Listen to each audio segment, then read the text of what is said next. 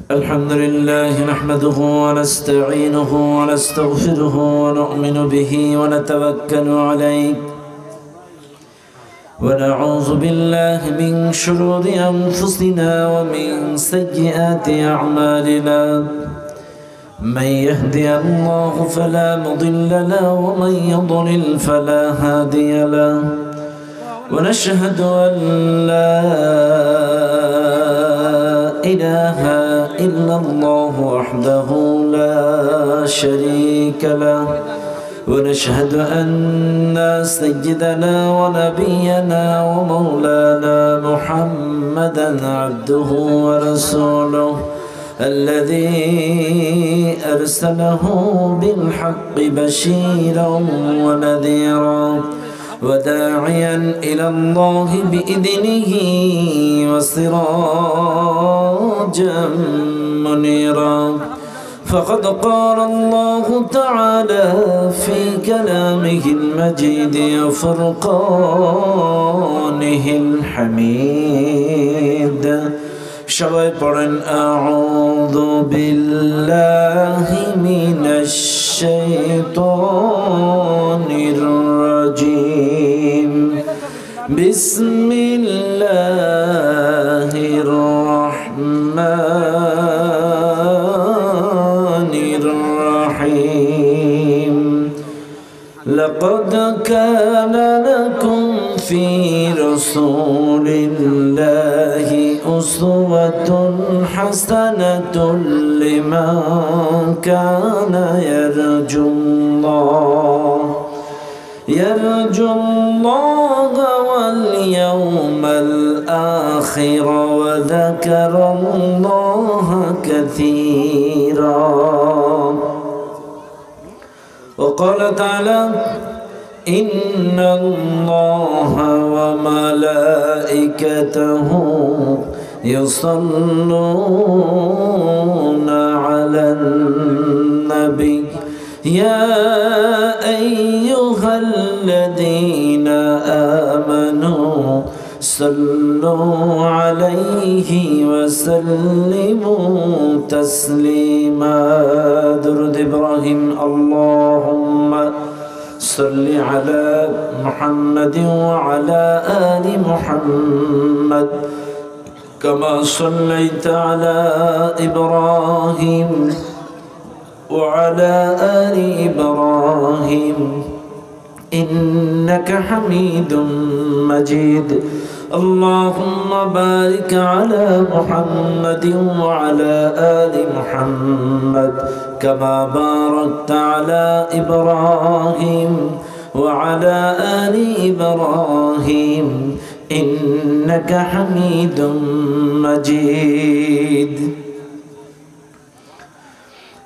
সর্বপ্রথম শুকরিয়া আদায় করি সেই আল্লাহ সুবহানাহু ওয়া তাআলার দরবারে যেই আল্লাহ তাআলা আপনাকে আমাকে অত্যন্ত দয়া করে মায়া করে এই কুরআনুল কারীমের মাহফিলে জান্নাতি বাগানে আসার এবং বসার তৌফিক দিয়েছেন যিনি সে মহান মালিকের দরবারে প্রাণ খুলে সমস্বরে সমবেত আওয়াজে সমবেত চেষ্টায় জীবনের শ্রেষ্ঠ শুকরিয়ার ঝান্ডাটা আল্লাহ তাআলার আরশ আজিমে পৌঁছায় দেয় চিৎকার মেরে বলেন আলহামদুলিল্লাহ আর একটু জোরে বলেন আলহামদুলিল্লাহ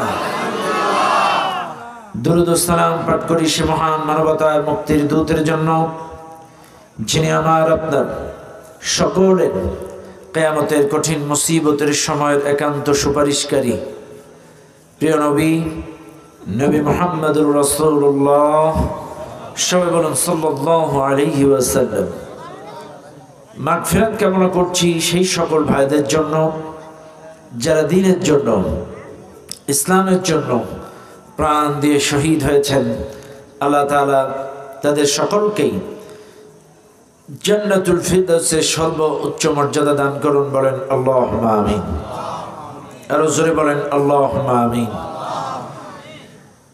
আজকের এই মাহফিলে যারা আসছেন এই মাহফিলে এসে খুশি না বেজার সবাই বলেন আলহামদুলিল্লাহ কোরআনুল কারীমের মাহফিলে এসে খুশি হওয়াটা ঈমানের বহিঃপ্রকাশ। ঈমানদার ভালো কাজের ডাক আসলে বসে থাকতে পারে না।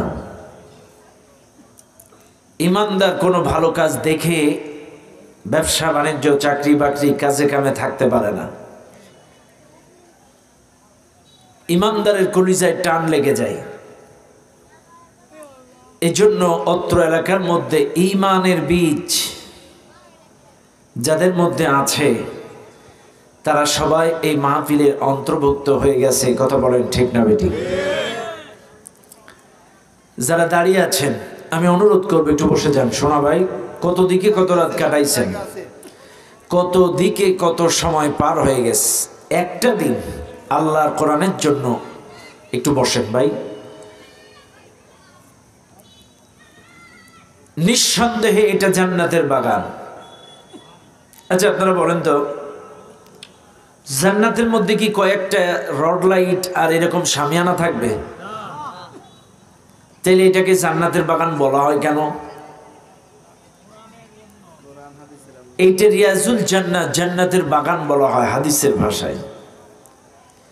আসলে জান্নাতের মধ্যে তো কয়েকটা টিউব লাইট আর এইরকম শামিয়ানা থাকবে না। তাহলে কেন বলা হয়? এই কারণে বলা হয়, যখন পাবনা থেকে একটা পরিবহন ছেড়ে যায় ঢাকার উদ্দেশ্যে, বেড়া বাস স্ট্যান্ডে দাঁড়ায় থাকে একটা পরিবহন, পাবনা এক্সপ্রেস, হানিফ, নাবিল, যেটাই বলেন আর কি। এই পরিবহনের একটা হেল্পার এক হাত দিয়ে পরিবহনের গায়ে থাবড়ায় আর এক হাত দিয়ে ইশারা করে ঢাকা ঢাকা ঢাকা ঢাকা ঢাকা ঢাকা ঢাকা। আপনারাই বলেন এই স্থানটা ঢাকা নাকি এই পরিবহনটা ঢাকা? পরিবহনটা ঢাকা বুঝেন, কিন্তু আবার যেই স্থানে দাঁড়িয়ে আছে স্থানটাও ঢাকা নয়, বা যেই পরিবহনের গায়ে হাত দিয়ে থাবড়াচ্ছে এটাও ঢাকা নয়। কিন্তু তারপরেও কেন বলা হচ্ছে ঢাকা ঢাকা ঢাকা? একটি উদ্দেশ্য হেল্পারের, এই পরিবহনে যারা এসে বসবে এই পরিবহন তাদেরকে কোথায় পৌঁছে দেবে? ঢাকায়। ঠিক তেমনি এই মাজলিসটাকে জান্নাতের বাগান বলা হয় ওই কারণে, এই মাজলিসে এসে যারা বসবে আলোচনা শুনবে, তদ অনুযায়ী ব্যক্তি জীবন, পারিবারিক জীবন, সামাজিক জীবন, গোটা জিন্দেগি কোরআন সুন্নাহ মোতাবেক পরিচালনা করবে, এই মাজলিসটা তাদেরকে জান্নাতে পৌঁছে দেবে। এই জন্যই বলা হয় এই মাজলিসটা জান্নাতের বাগান। কাজে নিঃসন্দেহে এখানে যারা আছেন জান্নাতি বাগানে আছেন। এখন বলেন জান্নাতি বাগান থেকে যাবেন কারা কারা? দুহাত তোলেন। এ বাগান ছেড়ে চলে যাবেন? বুঝেন নাই? নতুন নতুন কথা থাকবেন ইনশাল্লাহ। আলহামদুলিল্লাহ আলহামদুলিল্লাহ। আল্লাহর জন্য, কোরআনের জন্য আমরা এই মাহফিল শেষ অবধি থাকবো ইনশাআল্লাহ। আল্লাহ পাক আমাদের সকলকে কবুল করুন, বলেন আমিন। একটা কোরআন শরীফ দেবেন, হেফজে কোরআন শরীফ। আর এখানে যারা আছেন আমি অনুরোধ করব আমার সঙ্গে স্বতঃস্ফূর্তভাবে সবাই তেলাওয়াত করবেন। আউযু বিল্লাহি মিনাশ শাইতানির রাজীম। বিসমিল্লাহির রাহমানির রাহিম। لقد كان لكم في رسول الله أسوة حسنة لمن كان يرجو الله واليوم الآخر وذكر الله كثيرا صدق الله العظيم। সূরাটির নাম সূরাতুল আহজাব। একটা ছোট ফ্যান অথবা একটা হাত পাখা সূরাটির নাম সূরাতুল আহজাব। সূরাটা নাজিল হয়েছে মদিনায়।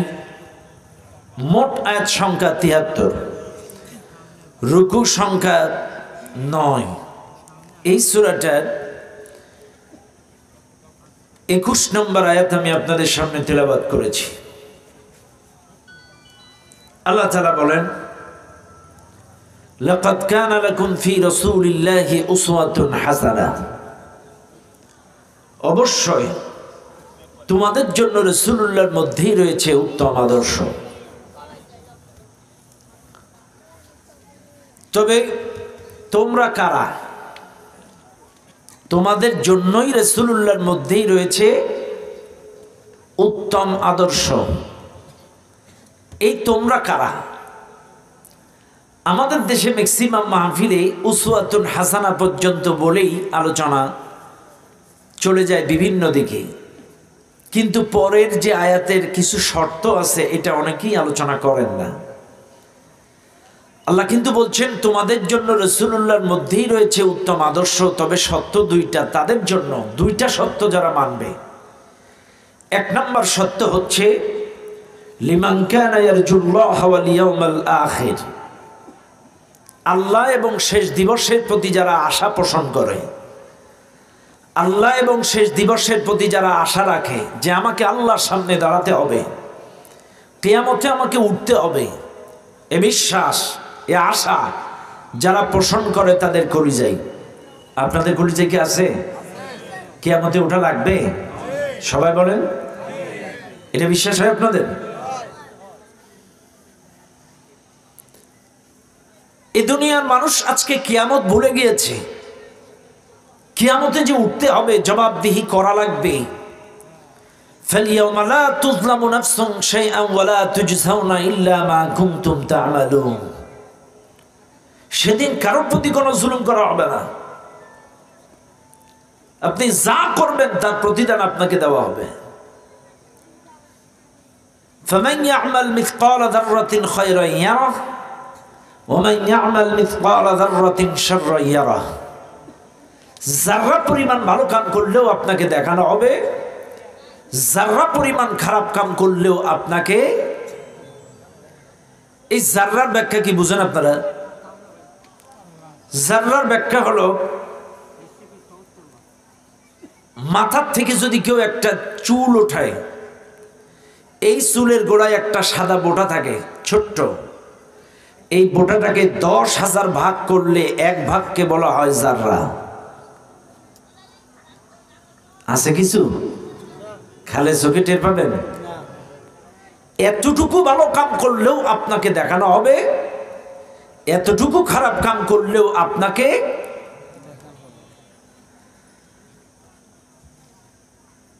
তাহলে এক নাম্বার সত্য হলো আল্লাহ এবং শেষ দিবসের প্রতি আশা পোষণ করবে। 2 নাম্বার সত্য ওয়া যাকারাল্লাহা কাসীরা, অধিক পরিমাণ আল্লাহকে স্মরণ করবে। এর অর্থ কি? সপ্তাহে সপ্তাহে জিকির করা, মাসে মাসে ওরস শরীফে। এর অর্থ মুমিন জিন্দেগির ঘুম থেকে উঠে থেকে শুরু করে ঘুমানো পর্যন্ত 24টা ঘন্টা সকল কাজে স্মরণ করবে কার? আরো জোরে বলেন কার? জীবনের সব ক্ষেত্রে ঘুম পাড়বেন। আল্লাহুম্মা বিসমিকা আমুতু আহইয়া। যানবাহনে উঠবেন, সুবহানাল্লাযী সাখখারা লানা হাযা ওয়া মা কুন্না লাহু মুকরিনিন ওয়া ইন্না ইলা রাব্বিনা লামুনকালিবুন। আপনি যা কিছু করবেন 24টা ঘন্টা সব কিছুতে কার নাম? সর্বলে জোরে বলেন আল্লাহ। আল্লাহ।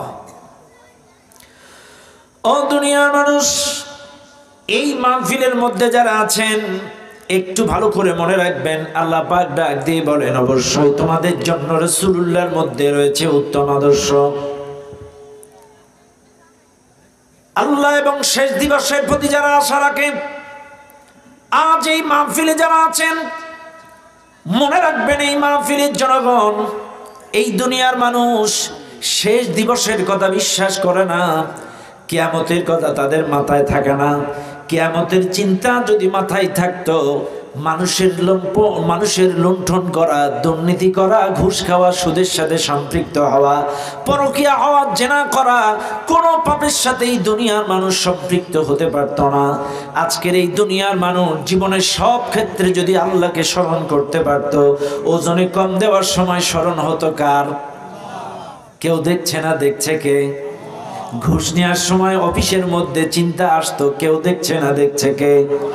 জীবনের সব ক্ষেত্রে স্মরণ করতো আল্লাহর। এই দুইটা জিনিস যদি থাকতো, এই মানুষটা কখনো খারাপ হতে পারতো না।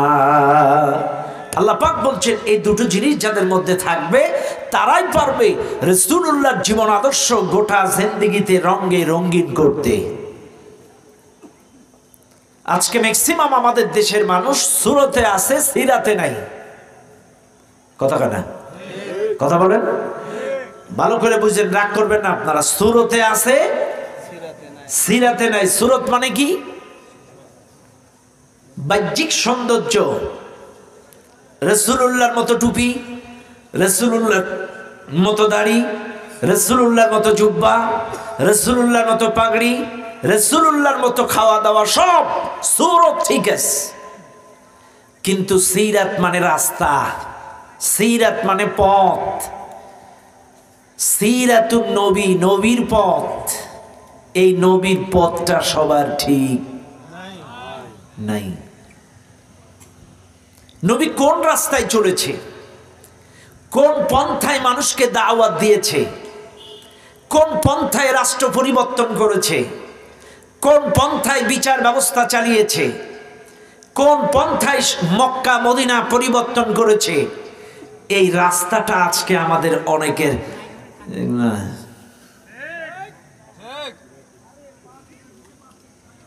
সুরত ঠিক আছে কিন্তু সিরাত ঠিক নাই।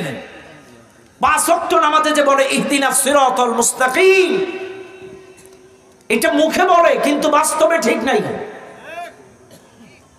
রাগ করবেন না, প্রত্যেকটা কথা বেরেন দিয়ে ভালো করে খাটান। কে কোন দলের মতের পথের তরিকার সিলসিলার আমি জানি না, কিন্তু বোঝানোর জন্য বলছি, শুধু সুরত ঠিক থাকলে চলবে না, সিরাতটাও ঠিক থাকা লাগবে। আমার নবী কোন রাস্তায় পরিবর্তন করেছে মক্কা মদিনা। আজকে এই দেশের মানুষ বললে বলে হুজুররা খালি রাজনীতির ওয়াজ করে, রাজনীতির ওয়াজ করে, এর বিরুদ্ধে তার বিরুদ্ধে বলে। এত পাওয়ারফুল আলা দিলে আবার ঠান্ডা লেগে যাবে। না না, দূরে দেন, দূর থেকে একটা চেয়ারে মারেন, ওই কোণার থেকে মারেন। হ্যাঁ হ্যাঁ, ওখান থেকে দেন, ওই ওখান থেকে। বেশি দূরে দেবেন না, পাওয়ার কমায় দেবেন। হ্যাঁ ঠিক আছে। তাহলে মনে রাখবেন, আজকে এই দেশের মানুষ ম্যাক্সিমাম সুশীল সমাজ, এখনকার যারা সুশীল সমাজ আছে, বুদ্ধিজীবী আছে, এখনকার মাহফিলে গেলে খালি এর বিরুদ্ধে ওর বিরুদ্ধে বলে। এরা বোঝে না হুজুররাই গীবতের ওয়াজ করে, আবার হুজুররাই গীবত করে। আচ্ছা গীবত কারে কয় ভাই? এটা কি বুঝেন? গীবতটা হচ্ছে কাউকে হেয় করা, ছোট করা, ক্রিটিসাইজ করা, কটাক্ষ করা, ব্যঙ্গ করা, একজন ভাইয়ের অনুপস্থিতিতে তার দোষ ত্রুটিটি আলোচনা করা। কোন উদ্দেশ্যে? তাকে হেয়, প্রতিপন্ন, ছোট, কটাক্ষ, ক্রিটিসাইজ করার উদ্দেশ্যে পিছনে তার দোষ ত্রুটি আলোচনা করাটাই হলো গীবত। কিন্তু কেউ যদি খারাপ হয়, তাকে তার সম্পর্কে, তার কর্মকাণ্ড সম্পর্কে কাউকে সচেতন করা ওয়াজিব, ফরজ, কখনো কখনো ফরজ। মনে করেন আমার লেনদেন প্রচন্ড খারাপ, আমার সঙ্গে এলাকার কাউরে ঘুরতে দেখছেন, এখন এলাকার একজনকে ডেকে বলছে তোমারে দেখলাম ওর সাথে ঘুরতেছো, খবরদার ওর লেনদেন এত খারাপ, একবার যদি টাকা নিয়েছে এই জীবনে আর পাবা না। এর থেকে আমাকে সচেতন করাটা ফরজ, কারণ ওর চাইলে যদি ও পরেও ধ্বংস হয়ে যাবে। ওর সাথে তুমি বেড়াচ্ছ, ওর চরিত্র ভালো না, ওই এই করে, খবরদার, সৎসঙ্গে স্বর্গবাস, অসৎসঙ্গে সর্বনাশ, ওর সাথে গেলে কিন্তু চরিত্র নষ্ট হয়ে যাবে।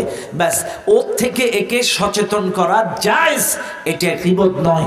কাজে মনে রাখবেন, 16টা বছর এই জালেম সরকার যে অকারেন্স, খুন, গুম, হত্যা, ধর্ষণ, দুর্নীতি এই দেশের উপরে করেছে, এই জাতিকে তাদের কর্মকাণ্ড থেকে সচেতন করা জায়েজ, এটা গীবত নয়। তাইলে তো আপনারা বলবেন আবু জেহেলের দোষ ত্রুটি বলাও গীবত, আবুল আহাবের ডাও গীবত, ফিরাউনের ডাও গীবত, নমরুদের ডাও গীবত, কারুনের ডাও গীবত। এই গীবত নাকি? এদের কর্মকাণ্ড সম্পর্কে জাতিকে সচেতন করা গীবত নয়।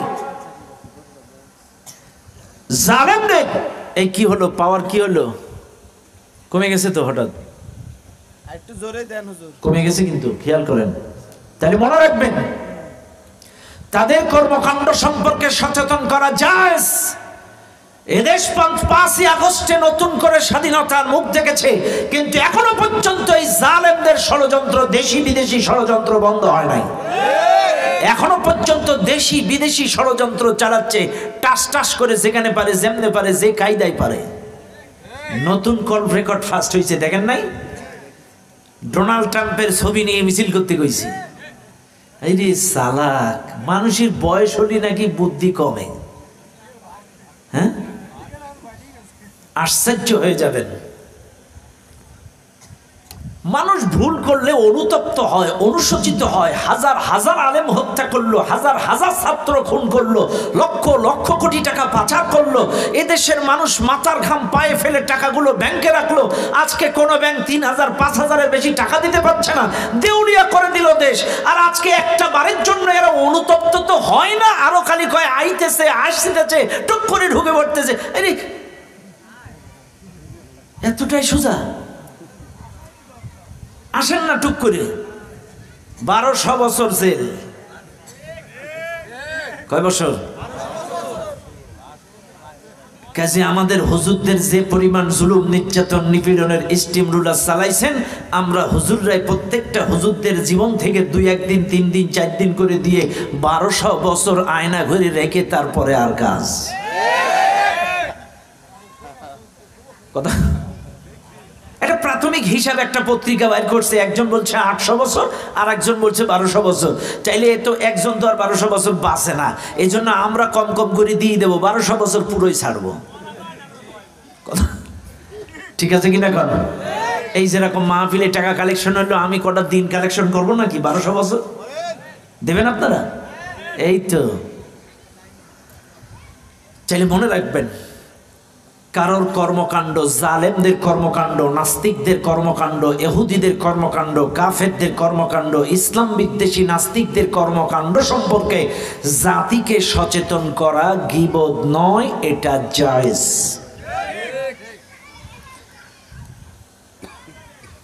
তাইলে আজকের এই মাহফিলের জনগণের সুরত ঠিক আছে, কিন্তু সিরাত ঠিক নাই।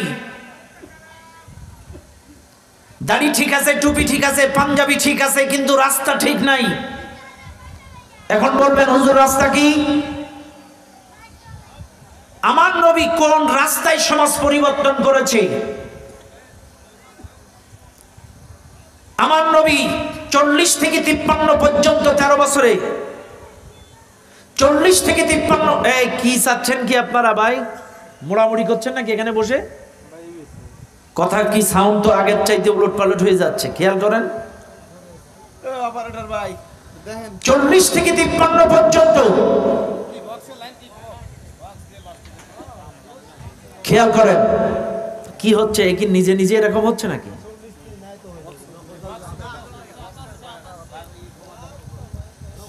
চল্লিশ থেকে 53 পর্যন্ত 13টা বছর আমার নবী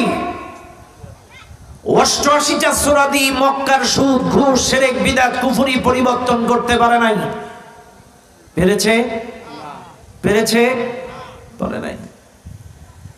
কিন্তু যখনই রাসূল মদিনায় গেলেন, মদিনায় যে মানুষ জোগাড় করে দাওয়াতি কাজ করে, বহুত বদর খন্দক লড়াই করে রাষ্ট্রীয়ভাবে যখন চেয়ারটা পরিবর্তন করলেন, অটোমেটিকলি সমাজ পরিবর্তন হয়ে গেল।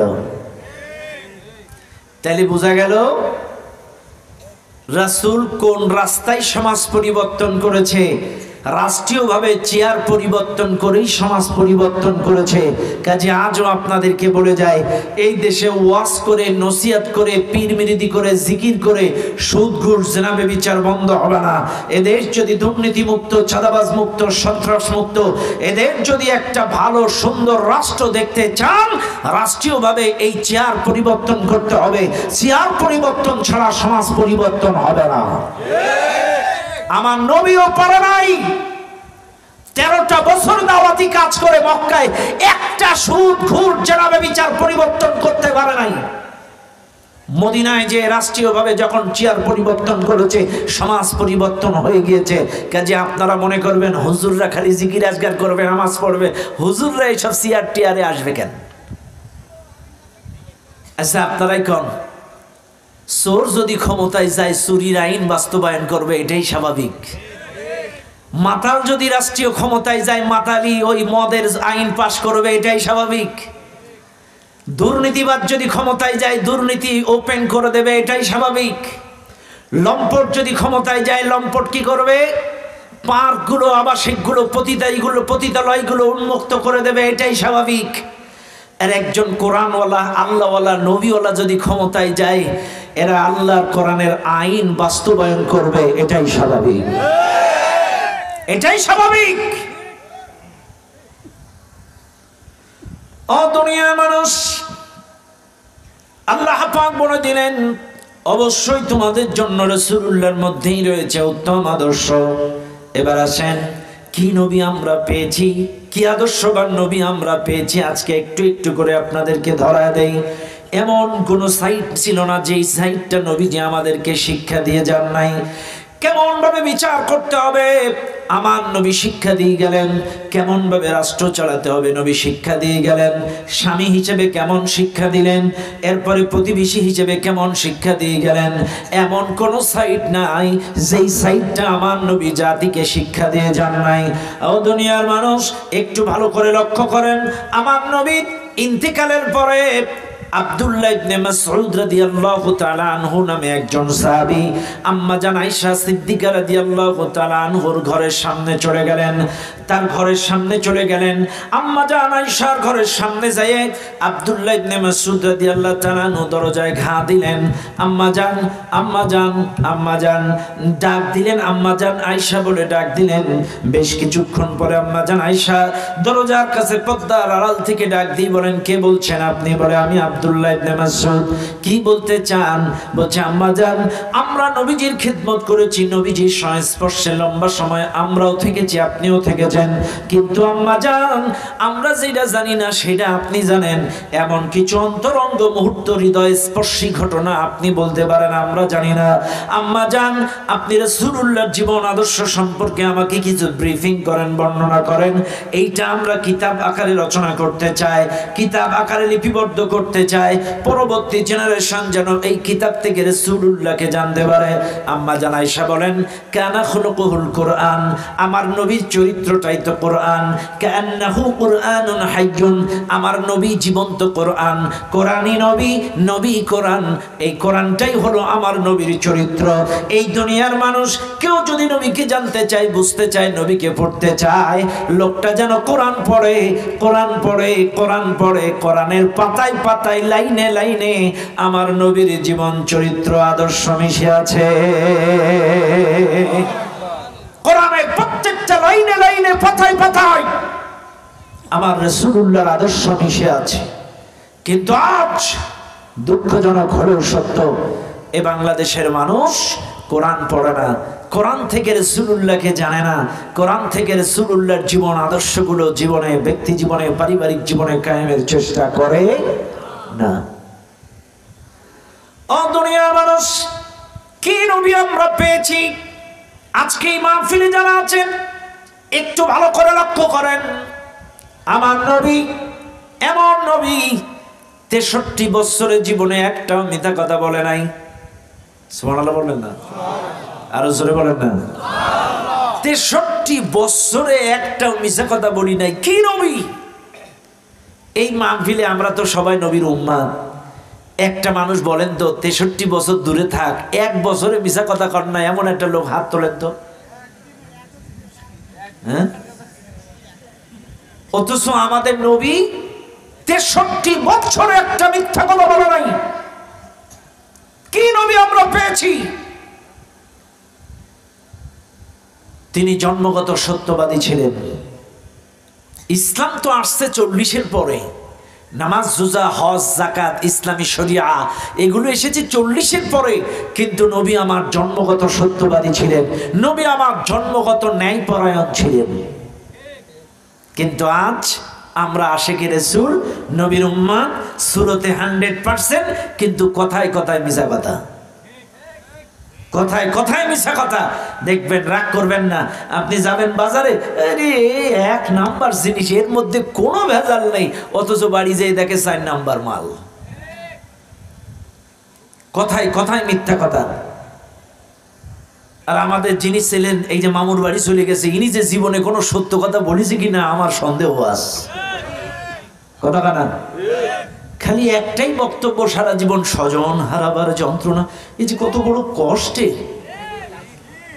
কথা, এ কথা জীবনে একটা সত্যি কথা কইছে কিনা এটা আমার সন্দেহ আছে। মানুষ মিছা কথা কয়, একটা লিমিট থাকা উচিত।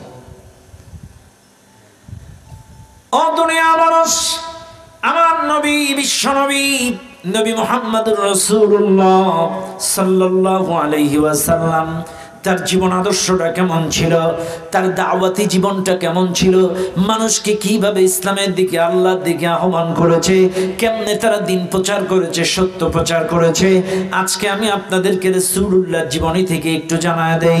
এই মাহফিলে যারা আছেন একটু ভালো করে লক্ষ্য করেন।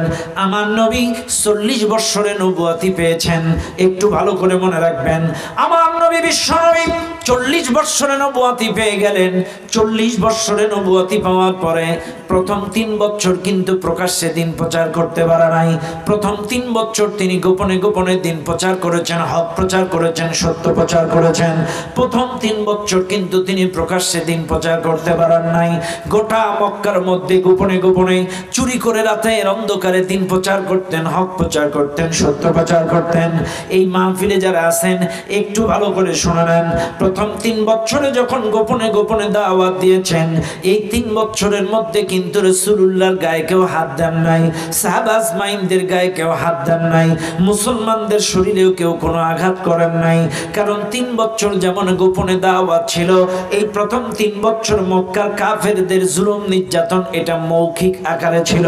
রাসূলুল্লাহকে পাগলা বলেছে, জাদুকর বলেছে, গণক ঠাকুর বলেছে, রাসূলুল্লাহকে গালি দিয়েছে, ব্যঙ্গ করেছে, কটাক্ষ করেছে, ক্রিটিসাইজ করেছে, কিন্তু সরাসরি শারীরিক মানসিক নির্যাতন, শারীরিকভাবে নির্যাতন চালান নাই। শুনে নেন মাহফিলের জনগণ, 3 বছর ইসলাম প্রচার গোপনে গোপনে করার পরে এবার নবী আমার প্রকাশ্যে দিন প্রচার করবেন। সাহাবা আজমাইনরা ডাক দিয়ে বলেন, ইয়া রাসূলুল্লাহ, ইয়া হাবিবাল্লাহ, এইভাবে আর দিনের দাওয়াত দেওয়া যাবে না, গোপনে গোপনে দিন প্রচার করা যাবে না, গোপনে গোপনে সত্য প্রচার করা যাবে না। ইয়ার রাসূলুল্লাহ, এইবার সত্য প্রচার করতে হবে প্রকাশ্যে, হক প্রচার করা লাগবে প্রকাশ্যে। শুনে নেন আজকের মাহফিলের জনগণ, নবীজি সাহাবাদের পরামর্শ এবং আল্লাহর অর্ডার অনুযায়ী এইবার প্রকাশ্যে দিন প্রচার করা শুরু করে দিলেন।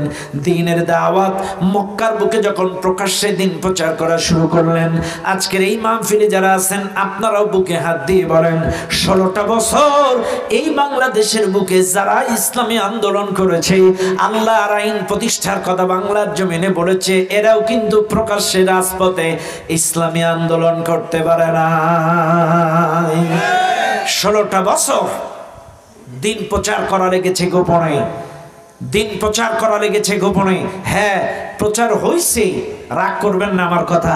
নামাজের ওয়াজ করলে কেউ কোনোদিন রাগ করে নাই, হজের ওয়াজ করলে কেউ কোনোদিন রাগ করে নাই, জিকিরের ওয়াজ করলে কেউ কোনোদিন রাগ করে নাই, কিয়ামতের ওয়াজ করলে কেউ কোনোদিন রাগ করে নাই, কবরের ওয়াজ করলে কেউ কোনো মাহফিলে বাধা দেয় নাই, বন্ধও করে নাই।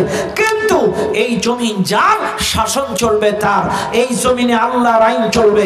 ইনিল হুকমু ইল্লা লিল্লাহ আলা লাহুল খালকু ওয়াল আমর, এই আল্লাহর আইন প্রতিষ্ঠার কথা যারা বলেছে তাদেরকেই যুগে যুগে মাহফিল বন্ধ করে দিয়েছে, তাদের ওয়াজ পারমিশন দেয় নাই। হ্যাঁ, কথা কি ঠিক না বেঠিক? বুঝবেন কিন্তু আপনারা। আল্লাহর আইন প্রতিষ্ঠার কথা যারা বলেছে তাদের সত্য কথাগুলো বলতে দেয়নি। রাগ করবেন না আপনারা। মুসা আলাইহিস সালাম গোটা মিশরে দাওয়াত দিয়েছিল। মুসাকে কখনো মারে নাই, ধরে নাই, আঘাত করে নাই। কিন্তু যখনই মুসা আলাইহিস সালামকে আল্লাহ বললেন, এ মুসা, শুধু নরম নরম জায়গায় দাওয়াত দিলে চলবে না, একটু শক্ত জায়গায় যাও। মুসা আলাইহিস সালাম কয়, আল্লাহ এর অর্থ কি? শক্ত জায়গার অর্থ হলো ফিরাউনের রাজ দরবারেও একটু দাওয়াত দাও, সংসদেও একটু দাওয়াত দাও। আমরা কি বুঝলাম? মুসা আলাইহিস সালাম দেরি করলেন না।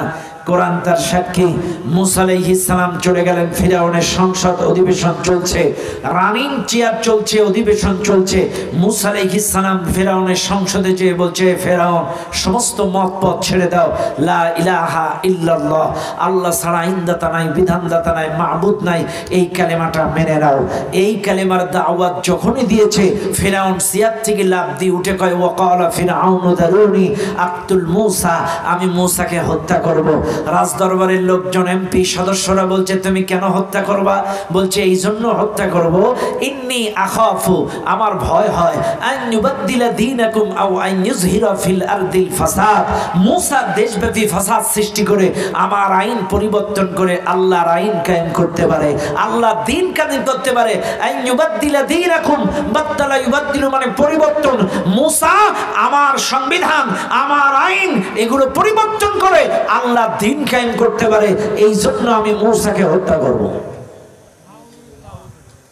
তাহলে ভালো করে বুঝেন, মুসা কিন্তু গোটা মিশরে দাওয়াত দিয়েছে, কেউ মানে নাই। কিন্তু যখনই ওই আইন প্রতিষ্ঠার কথা বলেছে, লা ইলাহা ইল্লাল্লাহ, আল্লাহ ছাড়া আইনদাতা নাই, বিধানদাতা নাই, মাহবুব নাই, এই কালেমার দাওয়াত যখন সংসদে দিয়েছে, বাংলাদেশের দিকেও তাকান, এত পীর, এত হুজুর, 16টা বছর সবাই কিন্তু মার খায়নি, খাইছে তারা। এই আইনের কথা বলেছে যারা, আর সিয়ারের কথা বলেছে যারা। কথা কানাগান। কারণ এরা জানে এই হুজুররা যদি সিয়ারে আসে, সমাজ পরিবর্তন হয়ে যাবে।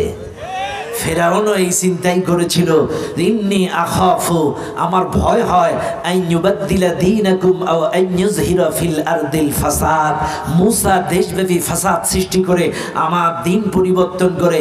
মানে কি? আমার দ্বীন মানে কি? আমার রচিত সংবিধান, আমার রচিত আইন, আমার রচিত আইন, আমার রচিত দ্বীন, এগুলো পরিবর্তন করে মুসা আল্লাহর দ্বীন কায়েম করতে পারে। এই জন্য মুসাকে হত্যা করব। চাইলে দেখেন, ওই জায়গায় যারা গেছিল সব কটাই মার খাইছে। আপনি আমাদের ওই যে চরমনায় পীর সাহেব হুজুরের দিকে তাকান।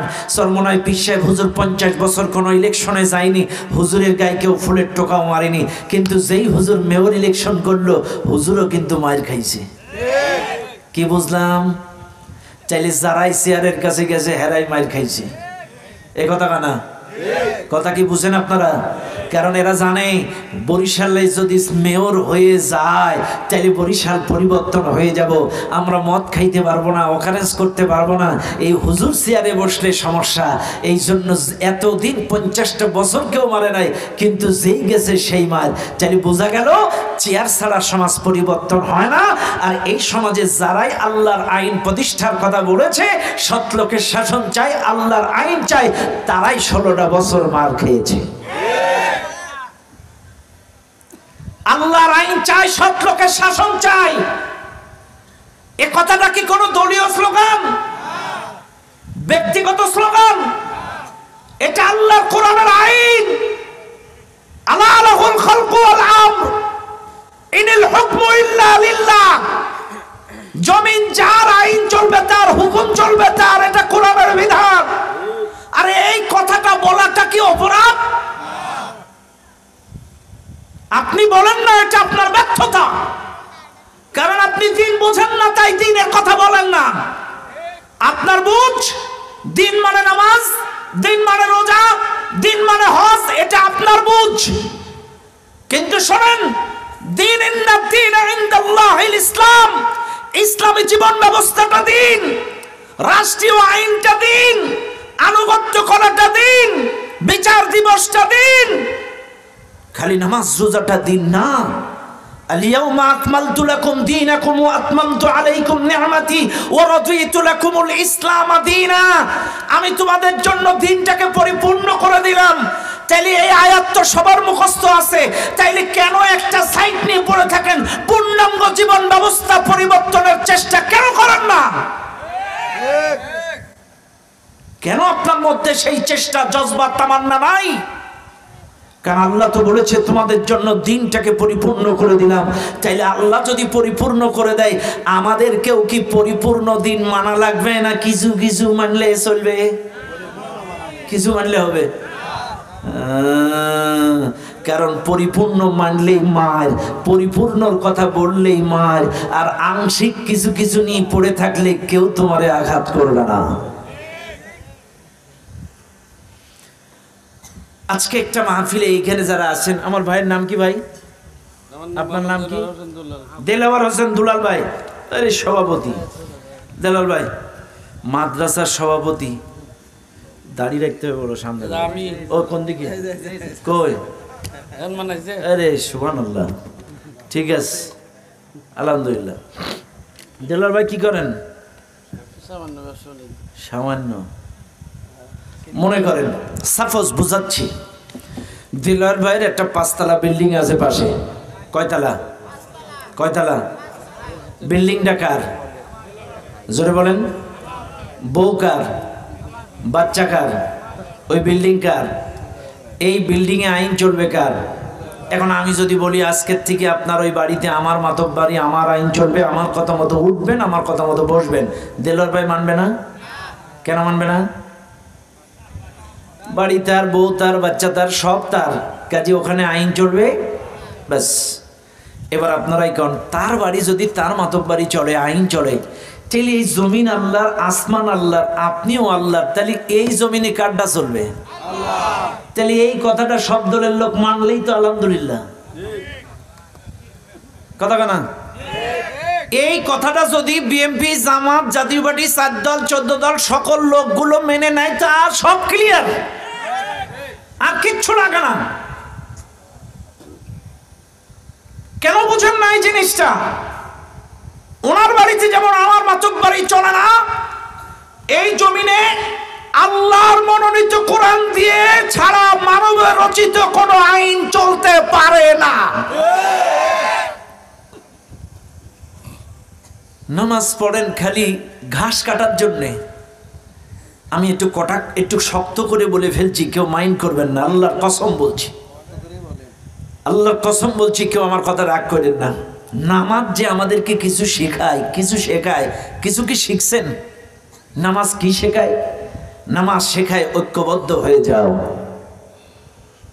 নামাজ শিক্ষা দিচ্ছে আওয়ামী লীগ, বিএনপি, জাতীয় পার্টি, জামাত, 4 দল 14 দল, হানাফি, আহলে হাদিস, খারজি, সব দলের লোক একই কাতারে দাঁড়ায়। কখনো কখনো বিএনপির পাও লাগে আওয়ামী লীগের মাথায়, কখনো কখনো আওয়ামী লীগের পাও লাগে জামাতের মাথায়, কখনো কখনো জাতীয় পার্টির ঠ্যাং লাগে সরমনার মাথায়। কেউ কি নামাজের মধ্যে বা নামাজ ছেড়ে দিয়ে বলেছে, এই শালা রাজাকার, তোর পাও আমার গায়ে লাগলো কেন? কইছে? কেউ বলেনি। কারণ নামাজের মধ্যে কোনো দলাদলি, গ্রুপিং, মারামারি নাই। নামাজের মধ্যে দলাদলি নাই বলেই সকল দলের লোক একই সাথে রুকুই যায়, সেজদায় যায়, কোনো গন্ডগোল নাই। আজকের এই শিক্ষাটা যদি সমাজেও নিতে পারি, মসজিদের বাইরেও যদি সকল দলের লোকগুলো এক হয়ে যেতে পারি, এই সমাজেও কোনো গন্ডগোল থাকবে না। এই সমাজেও কোনো গন্ডগোল থাকবে না। নামাজ আমাদেরকে কি শেখায়? ভালো করে লক্ষ্য করেন, নামাজ আমাদেরকে শেখায় সাপোজ নামাজ। ভাই কথাগুলো একটু এক্সাইটে যে বলতে হয়, এগুলো নামাজ আমাদেরকে শেখায় ইমাম যদি ভুল করে কি করতে হয়? সবাই বলেন, লুকমা দিতে হয়, দেন। ঠিক আছে, আপনারা একটু আছেন, আমার পেছনে আছেন তো, আমি একটু ইমামতি করছি, আমি দেখি কিরকম লুকমা দেন। ঠিক আছে, ঈশার নামাজ পড়াচ্ছি। আল্লাহু আকবার।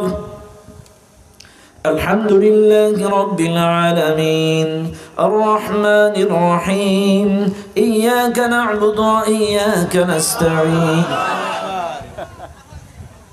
বলেছে লুকমা দিছেন আলহামদুলিল্লাহ তাহলে প্রথম দিন ভুল করলাম আপনারা লুকমা দিলেন সেকেন্ড দিন الحمد لله رب العالمين الرحمن الرحيم مالك يوم الدين إياك نعبد وإياك نستعين غير المغضوب আজকে বলেছে বাস এবার আসেন তৃতীয় দিন الحمد لله رب العالمين الرحمن الرحيم مالك يوم الدين إياك نعبد وإياك نستعين اهدنا الصراط المستقيم صراط الذين أنعمت عليهم غير المغضوب عليهم ولا الضالين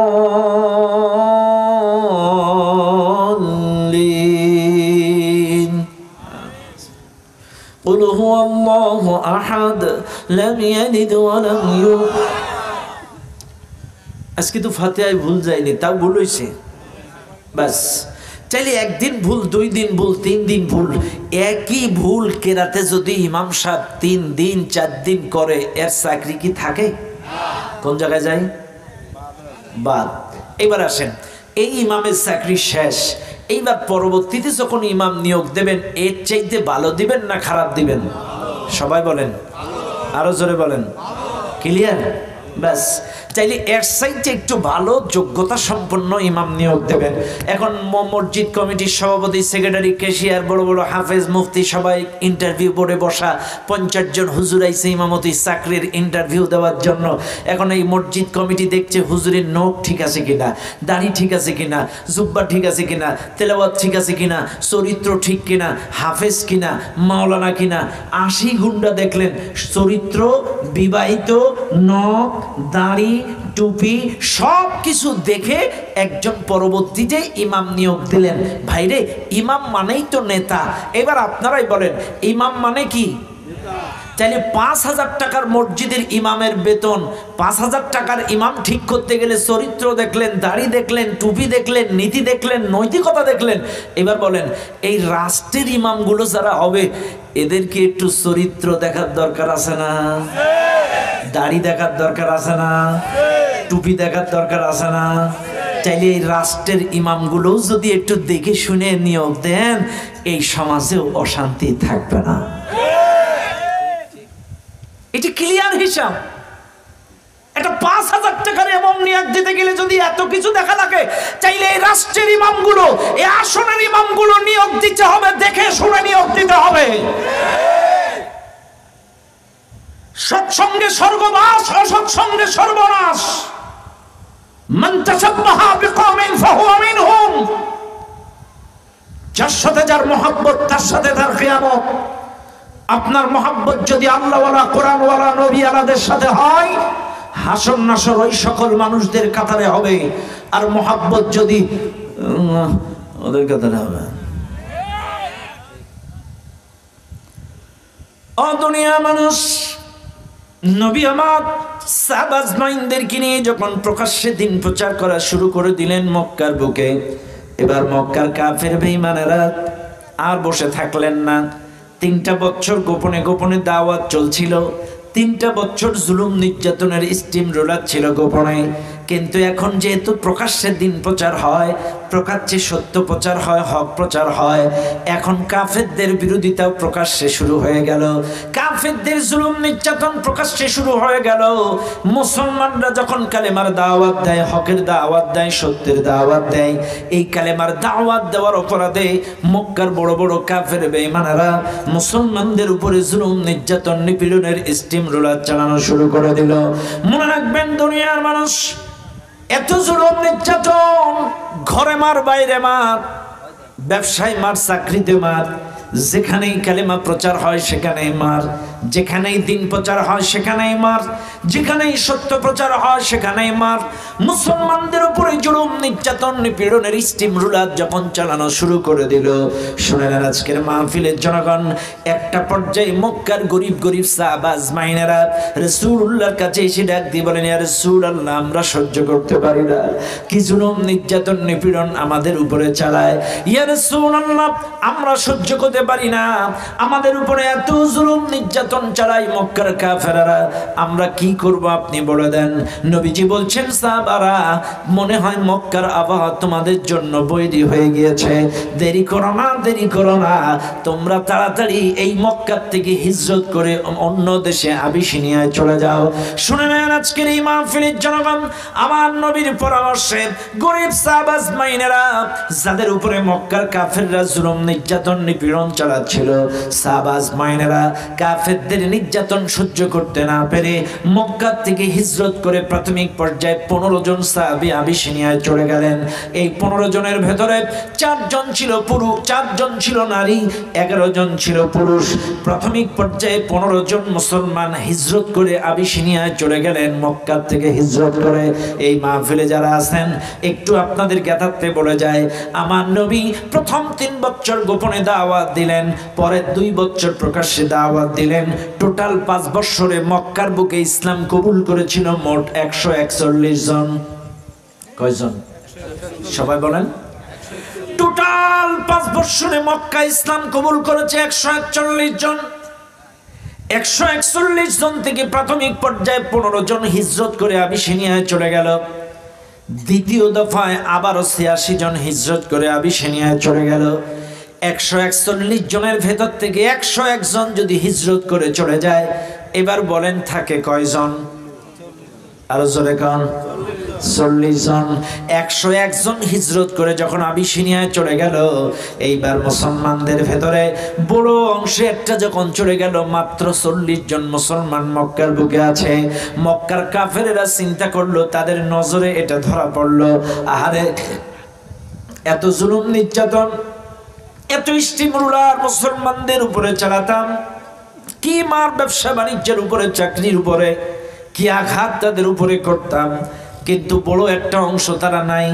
তথ্যের ভিত্তিতে, গোপন গোয়েন্দা তথ্যের ভিত্তিতে তারা তদন্ত রিপোর্ট নিয়ে এলো, 101 জন হিজরত করে এখান থেকে তারা আবিসিনিয়ায় চলে গেছে।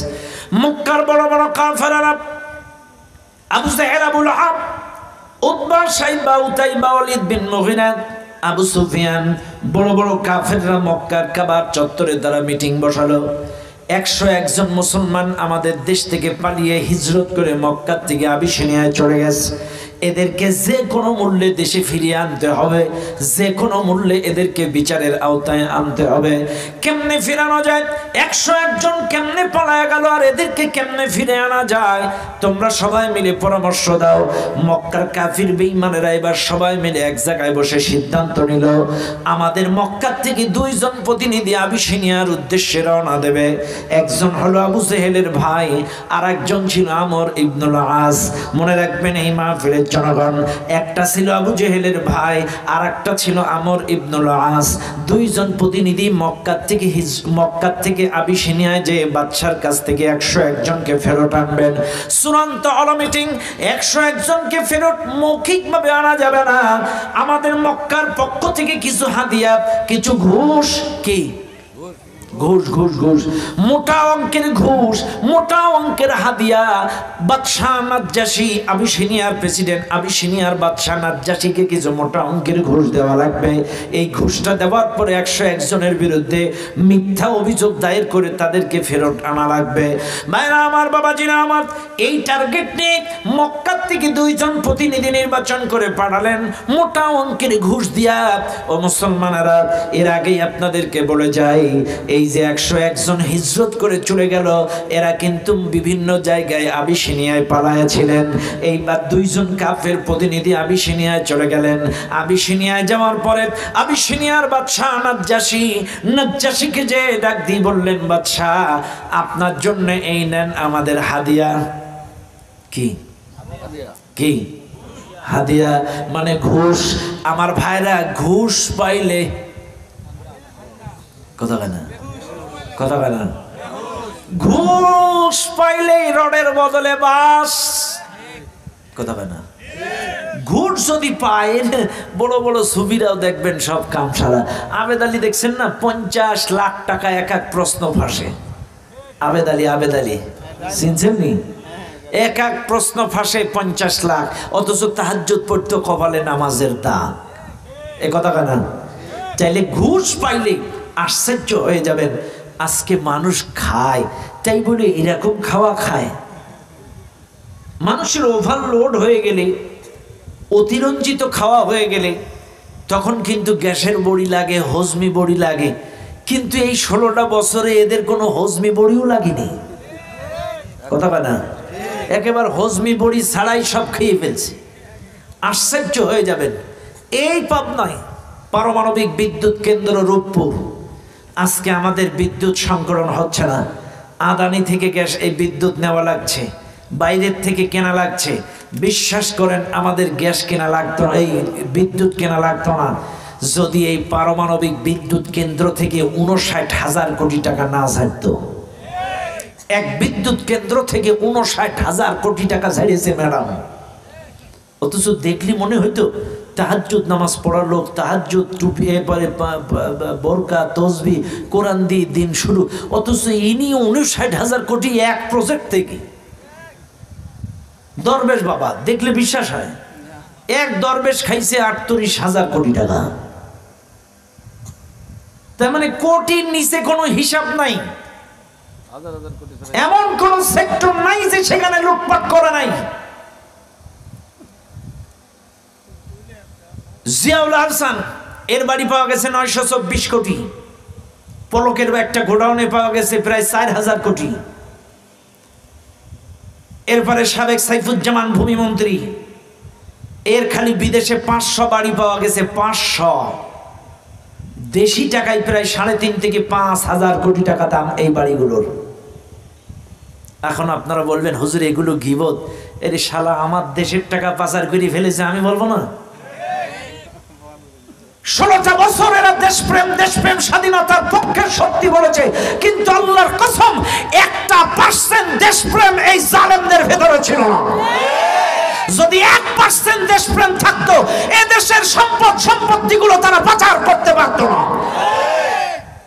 16টা বছর খালি স্বাধীনতার শক্তি, স্বাধীনতার পক্ষ আর বিপক্ষ, আরে পক্ষ বিপক্ষ। 16টা বছরে 1% দেশের প্রতি তাদের ভালোবাসা ছিল না। এদেশের প্রতি যদি ভালোবাসা থাকতো, স্বাধীনতার পক্ষে যদি থাকতো, এই ছোট্ট বাচ্চাদের, ইউনিভার্সিটির ছেলেদের ওই সোধা দাবিটাকে, সংস্কারের দাবিটা মেনে নিত। কিন্তু আল্লাহর মার, ইন্নাল্লাহা লা ইউহিব্বুল মু'তাদিন, আল্লাহ সীমা লঙ্ঘনকারীকে ভালোবাসে না। এত বেশি সীমা লঙ্ঘন তারা করে ফেলেছিল, এই জন্য আল্লাহ এই বাচ্চা কটার দ্বারাই ওদের মাঠ ফাঁকা করে ফেলেছে। কোনো AK-47 লাগেনি, বোমা লাগেনি, ককটেল লাগেনি, কিচ্ছু না। আগে খালি দোয়া করতাম, আল্লাহ তুমি কি দেখতে পাও না? আরে এখন খালি মনে হয় আল্লাহ দেখাবা, তাই বলি এত তাড়াতাড়ি কথা কেন?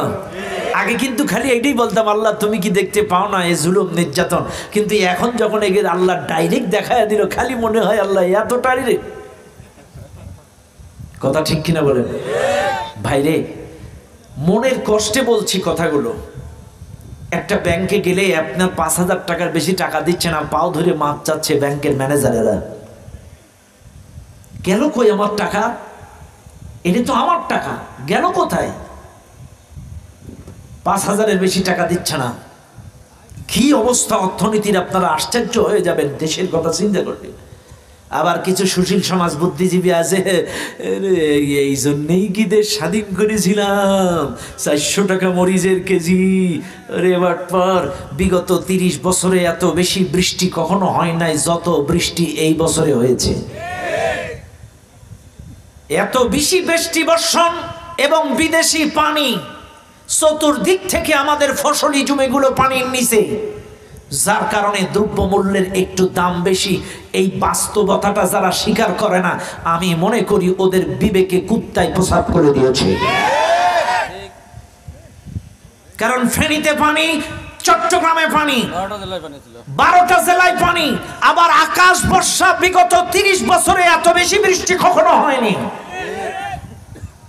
তাহলে এতগুলো বৃষ্টিতে ফসলি জমি তো নাই। চাইলে খালি কাজ ঝালের কেজি তার মানে বুঝবেন এ কটা দালাল হয় এরা বান্ডেল বান্ডেল খাইতে পারছে না, নাইলে অকারেন্স করতে পারছে না, তাই এদের জ্বলতেছে। কথা কোন ঠিক না বেঠিক? তবে মনে রাখবেন আল্লাহর বিচার বড় কঠিন। আসলে সময় মতো আল্লাহ এক একজন নির্বাচন করে দেয়। বিশ্বাস করেন এই ক্লান্তি লগনে যে খাওয়াটা ওরা খেয়ে গিয়েছে, এই মুহূর্তে ইউনুস কাকু যদি না দাঁড়াইতো এইটা সোজা করে ধরে রাখা এতটা সহজ ছিল না। এরা যদি না পালাইতো বিশ্বাস করেন শ্রীলঙ্কার মতো অবস্থা এদের দুই এক মাসের মধ্যে হয়ে যেত। ভাগ্যিস পালাইছিল, নাইলে শ্রীলঙ্কার পরিণতি এদেরও হইতো, পাছায় কাপড় থাকতো না। শ্রীলঙ্কার রাজা পাকসারে যেরকম মারছে, পাবলিক দুদিন পরে এদেরও সেই সাইডটাই দিত। কিন্তু আলহামদুলিল্লাহ 2 মাসে তো আপাতত খাওয়াগুলো বন্ধ হয়েছে। এখন খালি রিজার্ভ বেঞ্চে টাকা জমা হচ্ছে। ইনশাল্লাহ আপনারা যদি সজাগ থাকেন, দেশত্ববোধ জাগ্রত রাখেন, দেশপ্রেম যদি আপনাদের থাকে, এই দেশটার আর্থিক অবনতি থাকবে না, ইনশাল্লাহ উন্নতি হবে। আর সবাই যদি মিলেমিশে এক হয়ে এ দেশটাকে যদি কোরআনী দেশ চালু করতে পারি, কোরআনী শাসন কায়েম করতে পারি, এদেশে যদি জাকাত ভিত্তিক সমাজ ব্যবস্থা কায়েম হয়ে যায়, আল্লাহর কসম 2-1 বছরের মধ্যে বাংলাদেশ স্বয়ং সম্পন্ন হয়ে যাবে।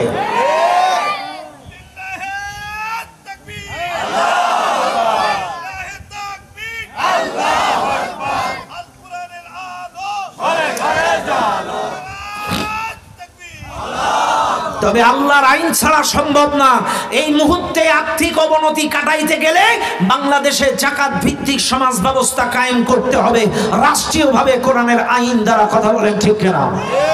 যদি রাষ্ট্রীয়ভাবে চুরি বন্ধ করা যায়, আস-সারিকু ওয়াস-সারিকাতু, চোর চুরি করলে চোরের হাত কেটে দাও, তাইলে একটাও চুরি করতে পারবে না।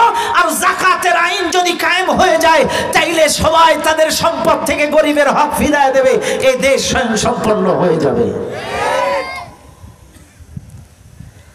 ও দুনিয়ার মানুষ, মনে রাখবেন যেই কথাগুলো আমি বলছিলাম, মোটা অঙ্কের হাদিয়া যখন বাদশা নাজ্জাশীকে দিয়ে দিল, বাদশা ঠান্ডা।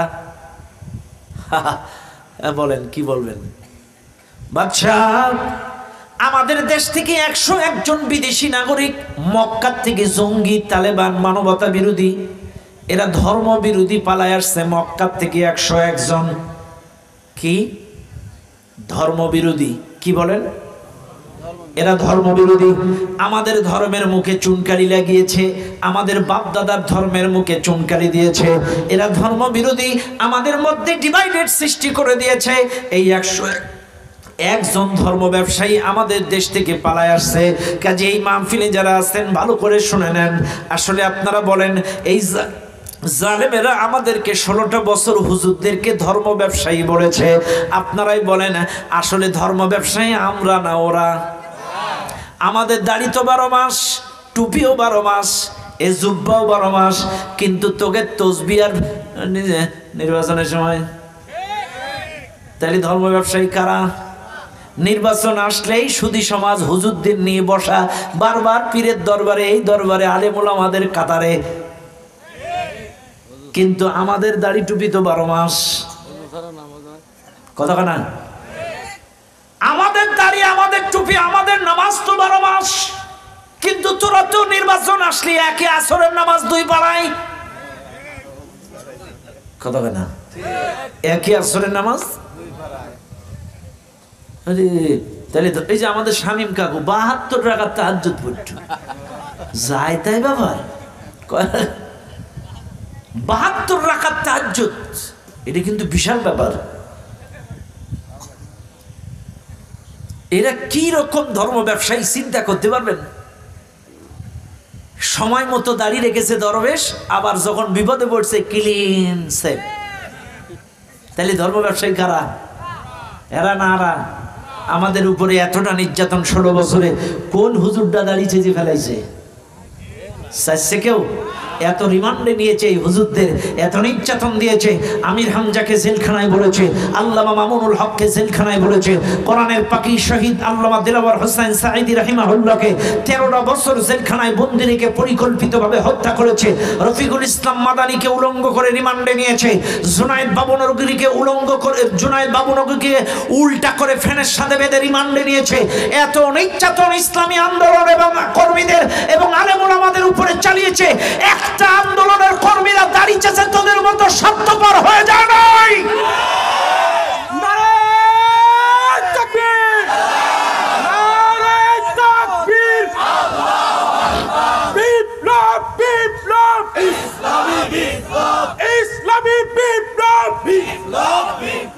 ইসলামের শত্রুরা হুঁশিয়ার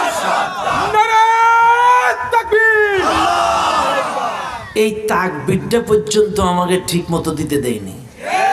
হ্যাঁ, বলছে এটা জঙ্গিবাদী স্লোগান, তালেবানি স্লোগান। আচ্ছা ভাই, আল্লাহু আকবার নামটা যেই দলের লোকেরা সহ্য করতে পারিনি, ওরা কবরে যে কি করে বলবে ওর রবকে? ওই বলবে? আসলে এটা কিন্তু ভাবার বিষয়। যারা আল্লাহু আকবার সহ্য করতে পারিনি, চাইলে ওদের আমলে যেটা আছে সেটাই তো কবরে বাইর হবে। আমল যার যেমন কবরে বাইর হবেও, এটা ক্লিয়ার হিসাব। আমার আমল যদি ভালো হয়, আমার জবান দিয়ে রবের নাম বেরোবে, আমার নবীর নাম বেরোবে, ইসলামের নাম বেরোবে। আর যার আমল যেমন তার জবান দিয়ে বেরোবে তেমন। যেই 16টা বছর নারায়ে তাকবীর আল্লাহু আকবার যারা সহ্য করতে পারে নাই, এরা কবরে গিয়ে রবের পরিচয় বলতে পারবে না। ওদের জবান দিয়েও বেরোবে। এখন বলতেছে 101 জন পালায় আসছে ধর্মবিরোধী, মানবতা বিরোধী। আচ্ছা ভাই, 16টা বছর কিন্তু এই হুজুরকে মানবতা বিরোধী বানায় রাখছিল, কিন্তু এই দেশের জনগণ ভাত কিন্তু নাকে দেয় না, গালে দেয়। এরা কিন্তু বুঝে গিয়েছে যে এরা মানবতা বিরোধী না, এরা মানবতা দরদি। কোথায় ফেনী, কোথায় নোয়াখালী, কোথায় নীলফামারী, সব প্রাকৃতিক দুর্যোগে এই হুজুররাই আগে ছুটে গিয়েছে। তাইলে এরা মানবতা বিরোধী না মানবতা দরদি? একান্ত দেশত্ববোধ যদি থেকে থাকে এই হুজুরদের ভেতরেই আছে।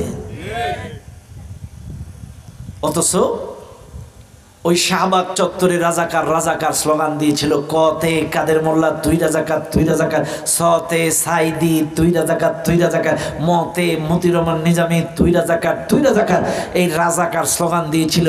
কিন্তু আল্লাহর কি বিচার, মাত্র 10-12 বছরের ব্যবধানে গোটা রাজধানীর রাজপথ কাঁপিয়ে দিয়ে গোটা দেশের ছাত্র সমাজ বুক ফুলিয়ে বলেছিল, তুমি কে আমি কে, তুমি কে আমি কে। সুবহানাল্লাহ বলেন না? আর জোরে কর না সুবহানাল্লাহ। ইজ্জতের মালিক কে? আর জোরে কর কে? ইজ্জতের মালিক আল্লাহ।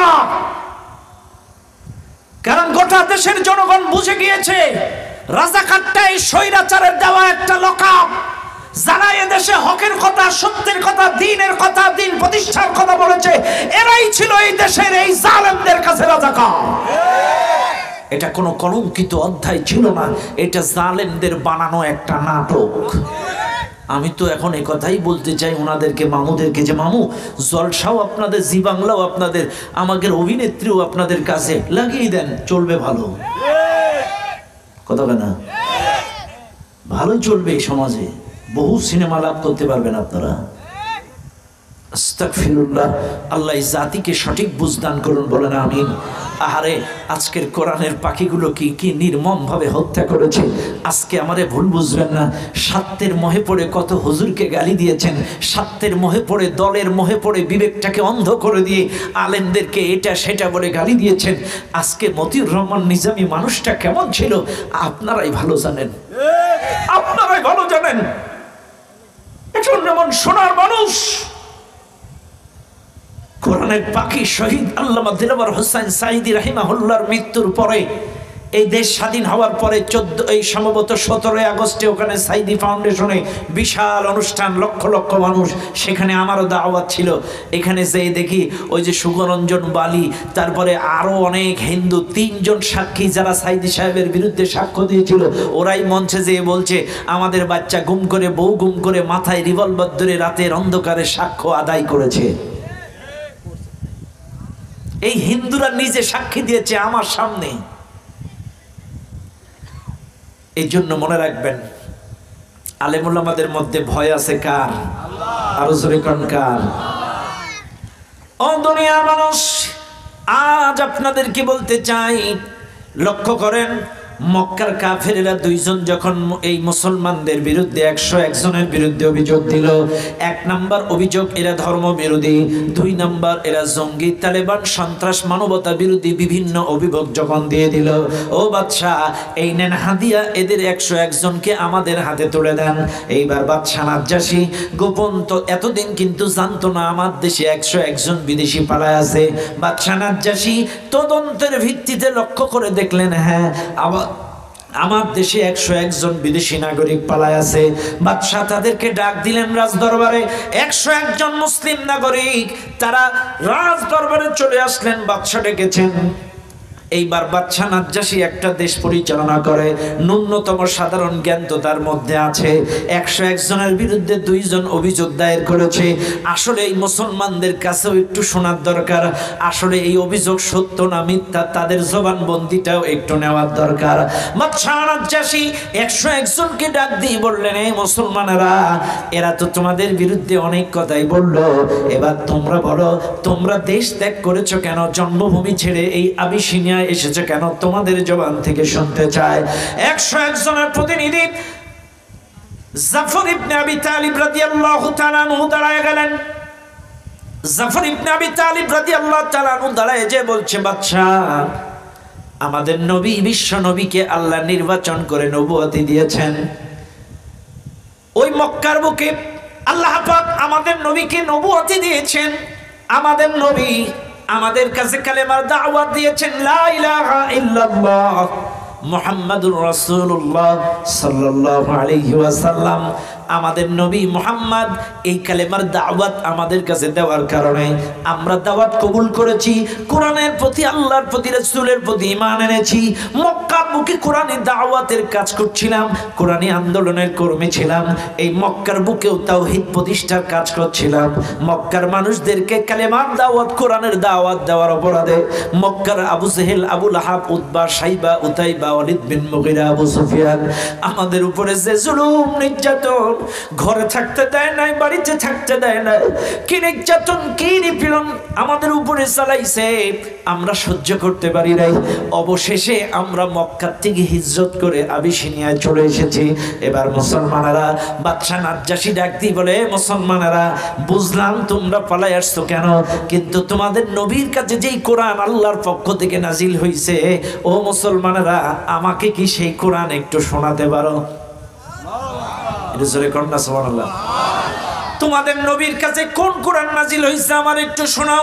এবার মনে রাখবেন, এই দেশ, এই নবুয়তি পাওয়ার পরে ৫ম বৎসরের মাথা এই প্রথম পৃথিবীর কোন রাষ্ট্রের প্রথম মুসলমানেরা কোরআন তেলাওয়াত শোনাবে কোন রাষ্ট্রপ্রধানকে। ও মুসলমানেরা, এইবার 101 জনের প্রতিনিধি হিসেবে জাফর ইবনে আবি তালিব রাদিয়াল্লাহু তাআলা আনহু দাঁড়ায় গেলেন।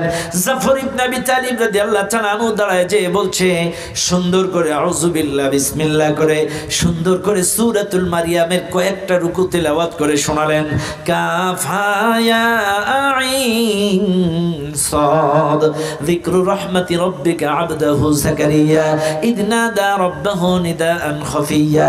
সুন্দর করে ছন্দে ছন্দে যখন সূরা মারিয়াম থেকে তেলাওয়াত শোনালেন, বাদশা নাজ্জাশী মুগ্ধ হয়ে গেল। তেলাওয়াত এমন অধীর আগ্রহে তাকিয়ে তেলাওয়াত শুনলেন, নিজের অজান্তে বাদশা নাজ্জাশীর চোখের কোণা দিয়ে পানি ঝরা শুরু হয়ে গিয়েছে। কোরআন তেলাওয়াত শেষ। কাফের 2 জন প্রতিনিধি এসেছিল এদেরকে ফেরত নেওয়ার জন্য। কাফের 2 জন নিজেরা বলা বলি করছে, আরে আমরা তো আসছিলাম 101 জনের বিরুদ্ধে মিথ্যা অভিযোগ দায়ের করে ফেরত নিয়ে যাব। কিন্তু এক কোরআন তেলাওয়াতেই সব শেষ। সুবহানাল্লাহ, আলোচনা করেন না সুবহানাল্লাহ। কারণ যুগে যুগে যেখানেই কোরআন এসেছে বাতিল পরাজিত হয়েছে। এখন কাফেররা কানে কানে কথা বলে শেষ হয়ে গেল কোরআন তেলাওয়াত, এক কোরআন তেলাওয়াতে সব শেষ, তাহলে এবার কি করা যায়? নতুন আর একটা অভিযোগ দিয়ে বাদশাকে কি খেপানো যায়? কাফেররা পরামর্শ করছে, চাইলে একটা কাম করো, বাদশা নাজ্জাশী হলো খ্রিস্টান ধর্মের মানুষ। এখন খ্রিস্টানদের ধারণা ঈসা আলাইহিস সালাম আল্লাহর সন্তান। কর নাউজুবিল্লাহ, আরো জোরে কর। খ্রিস্টানদের ধর্মের মতে ওদের বিশ্বাস যে ঈসা আলাইহিস সালাম আল্লাহর সন্তান, কিন্তু মুসলমানরা তো এটা মানে না। কাফের দুটো বলতেছে বাদশাকে যদি বলি, বাদশাহ আপনি একটু শোনেন তো, ওই মুসলমানদের কাছে ঈসা নবীর ব্যাপারে মতামত কি, তাদের ধারণা কি? এইটা যখন জিজ্ঞাসা করবে আর ওরা যখন ওদের বিরুদ্ধে মত যখন অমিল হবে, বাদশাহ তখন ক্ষিপ্ত হয়ে যাবে, সাথে যখন ঘা লাগবে বাদশাহ তখন রাগান্বিত হবে, এদের বিরুদ্ধে অ্যাকশন গ্রহণ করবে। এই উদ্দেশ্যে এই কাফের দুটো বলছে, আপনি রুজিগান তো ঈসা নবীর ব্যাপারে ওদের মতামত কি, রুজিগান। এইবার বাদশা নাজ্জাশী বলছে, মুসলমানেরা আমাদের ঈসা আলাইহিস সালামের ব্যাপারে তোমাদের ধারণা কি একটু বলো। আবার জাফর ইবনে আবি তালিব দাঁড়ায় গেলেন। জাফর ইবনে আবি তালিব রাদিয়াল্লাহু তাআলা আনহু দাঁড়িয়ে যে বলছে, বাদশা আমাদের নবী বিশ্ব নবী নবী মুহাম্মদুর রাসূলুল্লাহ সাল্লাল্লাহু আলাইহি ওয়াসাল্লাম বলেছেন, আমাদের নবী যেমন আল্লাহর প্রেরিত রাসূল, আল্লাহর বান্দা, ঠিক একইভাবে আমার নবীর আগে যতগুলো নবী এই পৃথিবীতে এসেছিল সকল নবী আল্লাহর প্রেরিত রাসূল, আল্লাহর বান্দা। আমরা এটাই বিশ্বাস করি। হযরত ঈসা আলাইহিস সালাম কথাটা শোনার সঙ্গে সঙ্গে চেয়ারে বসার থেকে উঠে যেয়ে নিচে লাফ দিলেন, নিচ থেকে একটা চিকন ঘাস হাতে করে উঁচু করলেন, উঁচু করে বলে, শুনে নাও মুসলমানেরা, এই ঘাসটা যেমন দেখা চোখে আমাদের সবার কাছে সমান, আমি নাজ্জাশীর কাছে ঈসা নবীও যে আল্লাহর বান্দা আমার কাছেও সমান। চিৎকার মেরে বলেন সুবহানাল্লাহ। এইবার বলেন মতের অমিল হলো না মিল হলো? সুবহানাল্লাহ কোন, আর জোরে কোন সুবহানাল্লাহ। এবার শুনে নেন দুনিয়ার মানুষ, বাদশা নাজ্জাশী ইসলাম কবুল করে নিলেন।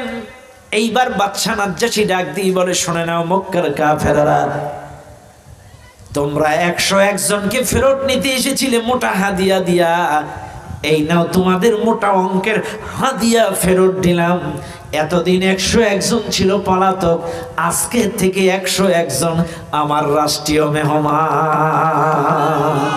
চিৎকার মেরে বলেন সুবহানাল্লাহ, আর জোরে বলেন সুবহানাল্লাহ। এই 101 জন এতদিন পলাতক ছিল, আজ থেকে 101 জন এই রাষ্ট্রের রাষ্ট্রীয় মেহমান। ইজ্জত দিছেন কে? আর জোরে কোন কে? 16টা বছর এই হুজুররা আগানে বাগানে জেলখানায় রাত কাটাইছে। এখন ডিসি অফিসেও হুজুর, এসপি অফিসেও হুজুর, হুজুর ছাড়া কোনো মিটিং হচ্ছে না। ইজ্জত দেওয়ার মালিক কে? আর জোরে কোন না কে? চাইলে 16টা বছর কিন্তু আগানে বাগানে জেলখানায় রাত কাটাইছে, কিন্তু এই ইজ্জতটা দিলেন কে? আল্লাহ কি আছে? আর জোরে কোন আছে? আমার এলাকার একটা ঘটনা কই, আপনাদের মাদ্রাসা কি রেজিস্ট্রেশন করা? না। আমার এলাকায় এক লোক বলছে, হুজুর আমার মাদ্রাসা আছে একটা এতিমখানা মাদ্রাসা, তো আমার এতিমখানা মাদ্রাসাটা একটু সরকারিভাবে সমাজসেবার অধিদপ্তরে একটু রেজিস্ট্রেশন করব বলে আমি গিয়েছি। এখন সমাজসেবায় গেলে এসপির কাছে পাঠায়, ডিসির কাছে পাঠায়, এরপরে ডিএসপির কাছে পাঠায়, ওসির কাছে পাঠায়, যত অফিসারের কাছে 6 মাস ধরে ঘুরেছি। একটাই কথা তারা বলেছে, তোমাদের এই দেশ স্বাধীন হওয়ার আগের কথা বলছি, 5ই আগস্টের আগের কথা, তাহলে 5ই আগস্টের আগে 6 মাস খালি থানা দিয়ে, ডিসি অফিস দিয়ে, এসপি অফিস দিয়ে ঘুরেছি। প্রত্যেকটা অফিসার একটাই কথা বলেছে, তোমার এই মাদ্রাসা কমিটিতে যদি জামাতের লোক থাকে রেজিস্ট্রেশন হবে না। কিন্তু হুজুর এই দেশ স্বাধীন হওয়ার পরে 5ই আগস্টের পরে যখন এই অফিসগুলো আবার নতুন করে যাচ্ছি, এখন ওদের সুর সেন্স, এখন একটাই কথা বলছে, তোমাদের কমিটিতে যদি জামাতের লোক না থাকে রেজিস্ট্রেশন হবে না। এটা জোরে বলবেন না? ইজ্জত দেওয়ার মালিক কে? আর জোরে কান কে? এই হুজুররা না থাকলে রেজিস্ট্রেশন হবে না, তাইলে ইজ্জত দেওয়ার মালিক আল্লাহ। আজকে দেখেন না, আজকের ওদের নাম কেউ মুখেও আনতেছে না। যাদের নাম হাসিনা এরা এখন নামও আর বলতেছে না, কথা। যাদের নাম হাসিনা এরা নামও বলছে না। আগের দিন এক মাহফিলে টাকা দান করেছে, কে দান করেছে? হুজুর নাম বলা যাবে না। কেন নাম বলা যাবে না? কেন? বলছে না হুজুর, সে নামও মুখে আনা যাবে না। এখন নামও বলছে না। এই জন্য মনে রাখবেন, এ মালিক আল্লাহ। এই দেশে কেউ যেমন তার সন্তানের নাম আবু জেহেল রাখে না, এই দেশে কেউ যেমন তার সন্তানের নাম ফেরাউন রাখে না, এই দেশে কেউ যেমন তার সন্তানের নাম নমরুদ রাখে না, বিশ্বাস করেন আগামীতে এই দেশে এই জালেমদের নামও কেউ আর তাদের বাচ্চাদের নাম রাখবে না। যে জুলুম 16টা বছর এরা চালিয়েছে দেশের মানুষের উপরে, জঙ্গি জঙ্গি নাটক করে মাদ্রাসাগুলো বসায় রেখেছিল, জঙ্গি জঙ্গি নাটক করে জসিমউদ্দিন রহমানি, মামুনুল হক, রফিকুল ইসলাম মাদানি, হারুন ইজহার, বড় বড় কোরআনের পাখিগুলো বন্দি করে রেখেছিল জঙ্গি জঙ্গি নাটক তৈরি করে। এখন ওরাও নাই, জঙ্গিও নাই, খিচুড়ি আমরা কই পামু? কথা না, কথা না, ঠিক না বেঠিক? নাটক নাটক খেলা শেষ, এখন যেটা হবে বাস্তবতা, কথা কান ঠিক না? কাজে মনে রাখবেন, 5ই আগস্টে যেটা হয়েছে গণ অভ্যুত্থান, এটা কিন্তু ইসলামী বিপ্লব না।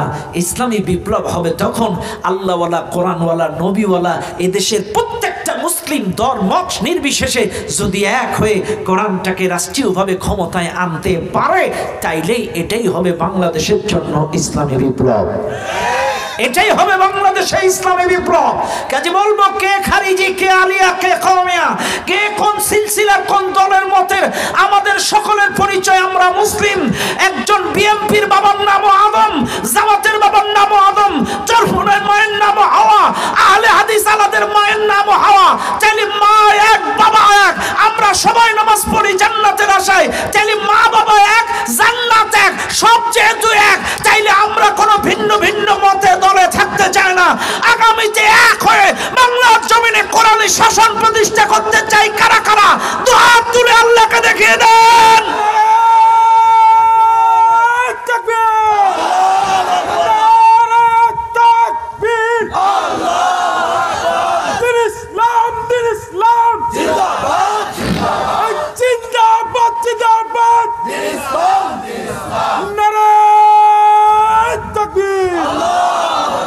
কথা বলেন ঠিক না বেঠিক? বারামাত। এবার লক্ষ্য করেন, 101 জনকে যখন ফেরত আনতে না পারলো, এদের মুখ কি হাসি বাড়বে না অন্ধকার হবে? অন্ধকার। এই 2 জন ফেরত আসছে, থোতা মুখ ভোতা করে নি। মক্কার কাফেররা অবাক হয়ে গেল, ব্যাপার কি তোমাদের এই অবস্থা? এই কাফেররা মিটিং করে সিদ্ধান্ত নিল, ঠিক আছে, আমরা যেই জুলুম নির্যাতনের স্টিম রুলার 101 জনের 141 জনের উপরে যেই মাইটটা দিতাম, এখন যেহেতু 101 জনকে ফেরত আনতে পারি নাই, ওই 141 জনের মাইট 40-এর উপর চালা। কথা বুঝেন না আপনারা? যেই মাইটটা কার উপর দিতাম, 141 জনের উপরে যে মাইটটা চালাতাম, এখন যেহেতু ওদের ফেরত আনতে পারি নাই, ওই মাইটটা খালি 40-এর উপরে চালা। এখন বলেন, মুসলমানদের উপরে মায়ের বাড়বে না কমবে? আরো জোরে কোন? বাড়বে। ও দুনিয়ার মানুষ, 46তম বছর, এই 46তম বছরে মুসলমানদের উপরে জুলুম নির্যাতনের স্টিম রোলার আরো বেড়ে গেল। আহারে কি জুলুম, কি নির্যাতন, নিপীড়ন আমার নবী সাহাবাদের উপরে চালালো। আম্মার বিন ইয়াসির রাদিয়াল্লাহু তাআলা আন ইসলাম কবুল করার অপরাধে, কোরআনের কর্মী হওয়ার অপরাধে, কোরআনী আন্দোলনে অংশগ্রহণ করার অপরাধে, নবীর প্রতি আল্লাহর প্রতি ঈমান আনার অপরাধে আম্মার বিন ইয়াসিরকে আবু জেহেল গ্রেফতার করে ফেলালো। আবু জেহেল আম্মার বিন ইয়াসিরকে গ্রেফতার করে শুনে আম্মার বিন ইয়াসির, শুনলাম তুমি মুহাম্মাদের প্রতি আল্লাহর প্রতি ঈমান এনেছো, শুনলাম তুমিও মক্কায় দ্বীন প্রচার করো, সত্য প্রচার করো, হক প্রচার করো। এই আম্মার বিন ইয়াসির, এখনো সময় আছে, বলো ইসলাম ছাড়বা কিনা, কোরআন ছাড়বা কিনা, কোরআনের পথ ছাড়বা কিনা বলো। আম্মার বিন ইয়াসির বলে, আবু জেহেল, জীবন দেব, শহীদ হব, কিন্তু যে আল্লাহর প্রতি ঈমান এনেছি, কোরআনের প্রতি ঈমান এনেছি, কোরআনের পথ, নবীর পথ, আল্লাহর পথ, কালেমার পথ ছাড়তে পারবো না। এইবার আবু জেহেল বলে, ঠিক আছে, এ আমার রাখালেরা, দুইটা উট তোমরা আনো, শক্তিশালী দুইটা উট আনো। শক্তিশালী দুইটা উট আনার পরে দুই ধারে দাঁড় করানো হলো। এইবার আম্মার বিন ইয়াসিরের দুইটা পাও দুই উটের সঙ্গে বেঁধে দেওয়া হলো। দুই উটের সঙ্গে দুই পাও বেঁধে দেওয়ার পরে আবু জেহেল এইবার দুই উট দুই দিকে খেদা দিল। ও মুসলমান, আম্মার বিন ইয়াসিরের পায়ের মাঝখান থেকে ফেড়ে দুই খণ্ড হয়ে গোটা দেহটা জমিনের মধ্যে পড়ে গেল। তারপরেও কিন্তু আম্মার বিন ইয়াসির ইসলাম ছাড়া নাই, জীবন দিয়েছে, শহীদ হয়েছে, কোরআন ছাড়া নাই, নবীর পথ, কালেমার পথ, আল্লাহর পথ ছাড়া নাই। ও মুসলমানেরা, কি জুলুম নির্যাতন 46তম বৎসরে চালাইছে। আজকেও গোটা বাংলাদেশের দিকে তাকান, ইসলামী আন্দোলনের কর্মীদের উপরে, হুজুরদের উপরে যে জুলুম নির্যাতনটা 16টা বছর চালাইছে, এরপরেও কিন্তু এরা ইসলাম ছাড়ে নাই, কোরআন ছাড়ে নাই, আল্লাহর পথটা ছাড়ে নাই। হামলা মামলা আপনাদের পাবনা তো অনেক ভালো আছে, কিন্তু আমার ডিস্ট্রিক্টে 30টা 40টার নিচে কোনো আন্দোলনের কর্মীদের উপরে মামলা নাই। 30টা 40টা 48টা 130টার উপরে মামলা। আহারে, এমন লোক আছে আমার এলাকায়, মামলার হাজিরা দিতে দিতে সব শেষ করে ফেলেছে, অবশেষে শরীরের রক্ত বিক্রি করে মামলার হাজিরা দিয়েছে। শরীরের রক্ত বিক্রি করে মামলার হাজিরা দিয়েছে। ইসলামী আন্দোলনের একজন সৎযোগ্য ব্যক্তি চেয়ারম্যান হয়েছে, তাকে প্রকাশ্যে ক্রস ফায়ার দিয়ে তার বাড়িটা বুলডোজার দিয়ে ভেঙে দিয়েছে। ইসলামী আন্দোলনের কর্মীদের নেতাদের বাড়িতে বুলডোজার চালায় তাদের বাড়ি ঘর ভেঙেছে। আমার কথাই বলি, আমি আমার সাতক্ষীরার নায়েবে আমির মারা গেছে, জানাজায় গেছি, অপরাধ জানাজার থেকে 110 জন ইফতার করেছে, তার মধ্যে আমিও। অপরাধ একটাই, তুই জানাজায় গেছস কেন? জানাজাটা ঠিক মতো এরা পড়তে দেয় নাই। আহারে মুসলমানেরা, কি জুলুম, কি নির্যাতন! এই জন্য আল্লাহর নবীর হাদিস, মাজলুমের বদদুয়া ফেরত যায় না। আত্তাকুল্লাহ দাওয়াতাল মাজলুম ফাইন্না লাইসা বাইনাহু ওয়া বাইনাল্লাহিল হিজাব। মাজলুমের বদদুয়া আর আল্লাহর মধ্যে কোনো পর্দা থাকে না। 16টা বছর যে জুলুম নির্যাতন চালাইছে আল্লাহ ওয়ালাদের পরে, কোরআন ওয়ালাদের পরে, হুজুরদের উপরে, এদের বদদুয়ার কারণে এই জালেমদেরকে এই দেশ থেকে বিতাড়িত করে দিয়েছেন কে? আবু জেহেল যে জুলুম নির্যাতন চালালো, আম্মার বিন ইয়াসির জীবন দিল। ছোট্ট 9 বছরের একটা মেয়ে, তিনিও ইসলাম কবুল করার অপরাধে, সালমা নামের মেয়ে, ইসলাম কবুল করার অপরাধে তাকেও ঘোড়ার পিছে তার পাও দুটো বেঁধে, ঘোড়ার পেছনে পায়ের সাথে পাও বেঁধে মক্কার মরুভূমির পরে টানতে টানতে তার শরীরের রক্ত মাংসগুলো পাথরের পরে বালির উপরে ছিঁড়ে ছিঁড়ে গিয়েছে। মেয়েটা জীবন দিয়েছে, তারপরে ইসলাম ত্যাগ করে নাই। আর 46তম বৎসরে কি জুলুম নির্যাতন মক্কার মুসলমানদের উপর। এবার 47তম বৎসর, তুমিও এত জুলুম নির্যাতন মুসলমানদের উপরে চালাই, তারপরেও দিন প্রচার বন্ধ করতে পারে না, সত্য প্রচার বন্ধ করতে পারে না, হকের দাওয়াত বন্ধ করতে পারে না। আবু জেহেল, আবু লাহাব, উতবা, সাইবা, ওয়ালিদ বিন মুগীরা, বড় বড় কাফেররা একত্রিত হয়ে মিটিং এ সিদ্ধান্ত করলো, আমাদের একটা সিদ্ধান্তে আসা উচিত। এই এত জুলুম নির্যাতন চালানোর পরেও মুসলমানেরা তাদের দিন প্রচার বন্ধ করছে না, সত্য প্রচার বন্ধ করছে না, কি করা যায়? এদের বিরুদ্ধে রাষ্ট্রীয়ভাবে আইন ব্যবস্থা নেওয়ার দরকার। কাফেরেরা মক্কার কাবা চত্বরে বসে মিটিং করলো, সিদ্ধান্ত নিল, সিদ্ধান্ত হলো এই মুহাম্মদ সহ তার অনুসারীদের বিরুদ্ধে রাষ্ট্রীয় ব্যবস্থা নেওয়া হবে।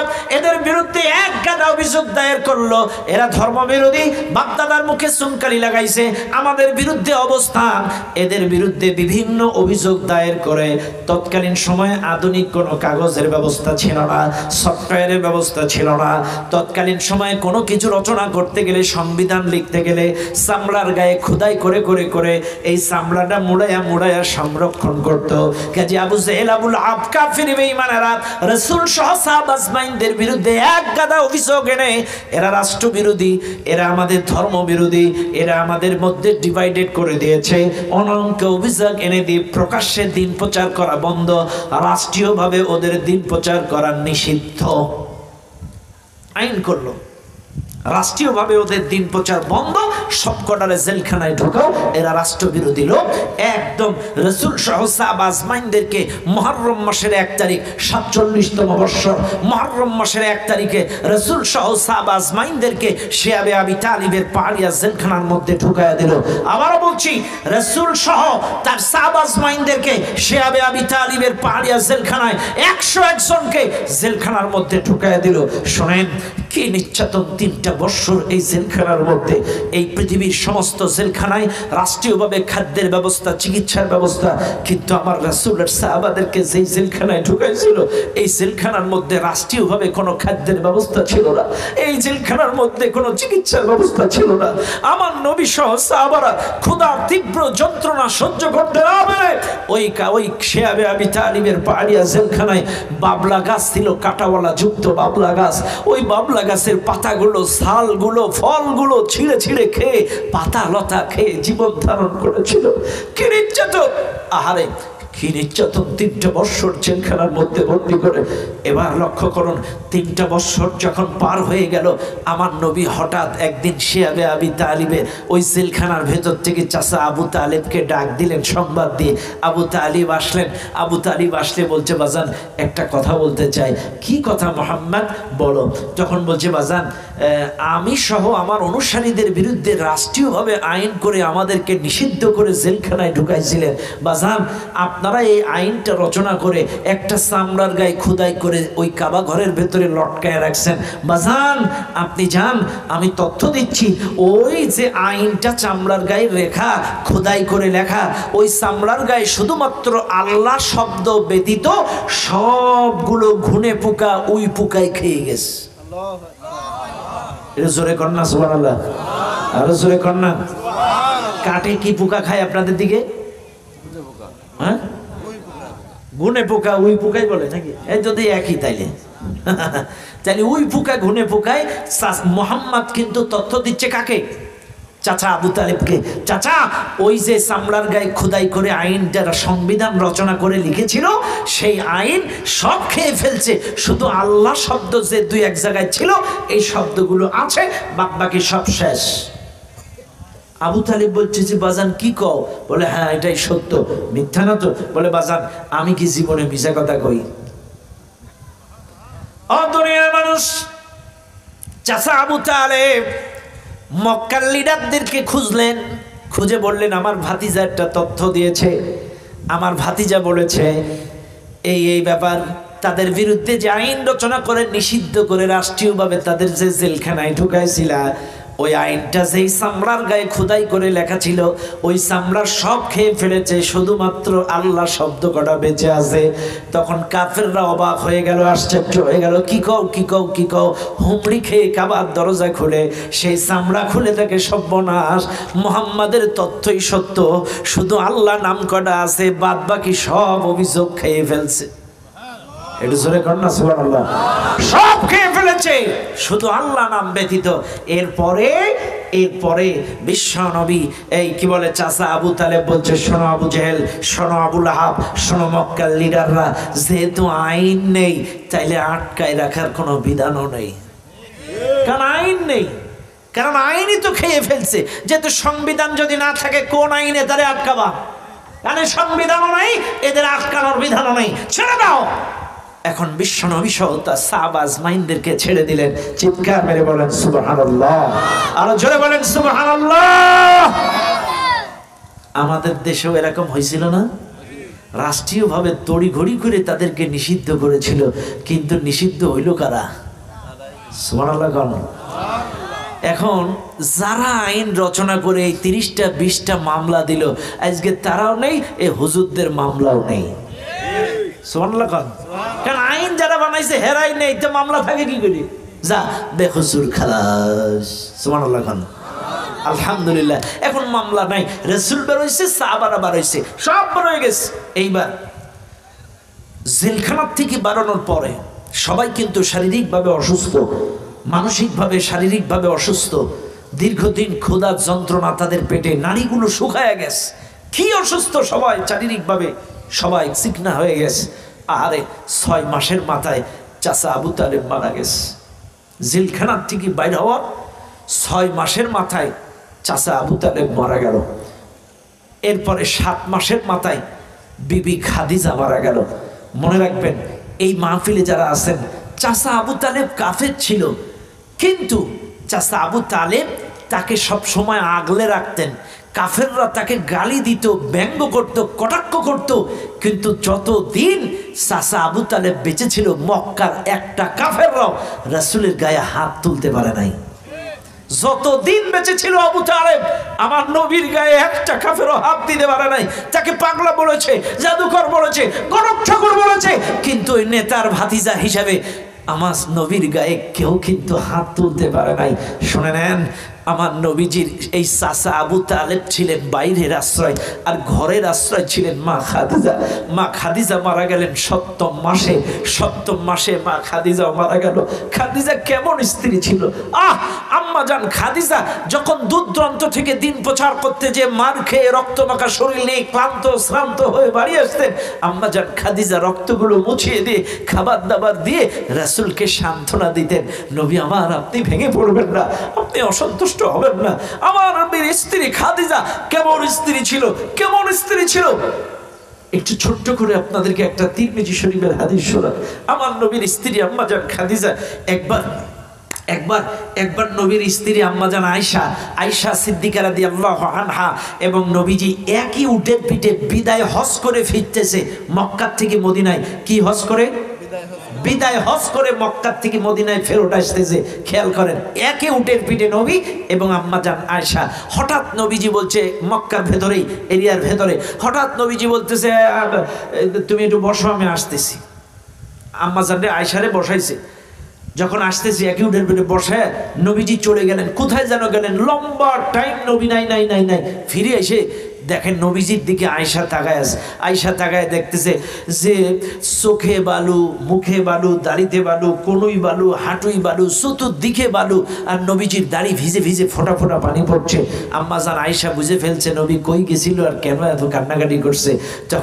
তখন আম্মা জান আয়েশা বলতেছে, হুজুর একটা প্রশ্ন করব? হ্যাঁ করো। আয়েশা বলো, কি প্রশ্ন করতে চাও? আচ্ছা হুজুর, আপনি বলেন তো আমার চেহারা কি খারাপ? বলছে না, তুমি অনেক সুন্দর। বলছে আচ্ছা হুজুর আপনি বলেন আমার আপ্যায়ন কি খারাপ? না, অনেক প্রাণবন্তকর। আচ্ছা হুজুর আমার রান্না কি খারাপ? বলে না, অনেক সুস্বাদুকর। বলছে হুজুর আমার ব্রেন কি খারাপ? বলছে না, অনেক ভালো, ব্রিলিয়ান্ট, তুমি ভালো, তোমার মেধা।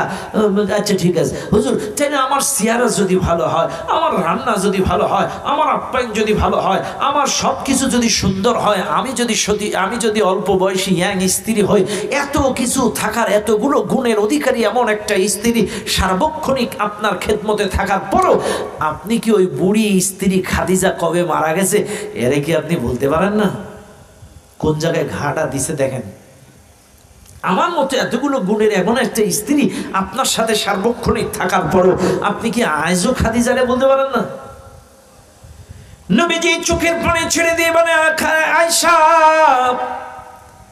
তুমি জানো তোমরা আমার সুখের দিনের স্ত্রী, আমার খাদিজা ছিল আমার দুঃখের দিনের স্ত্রী।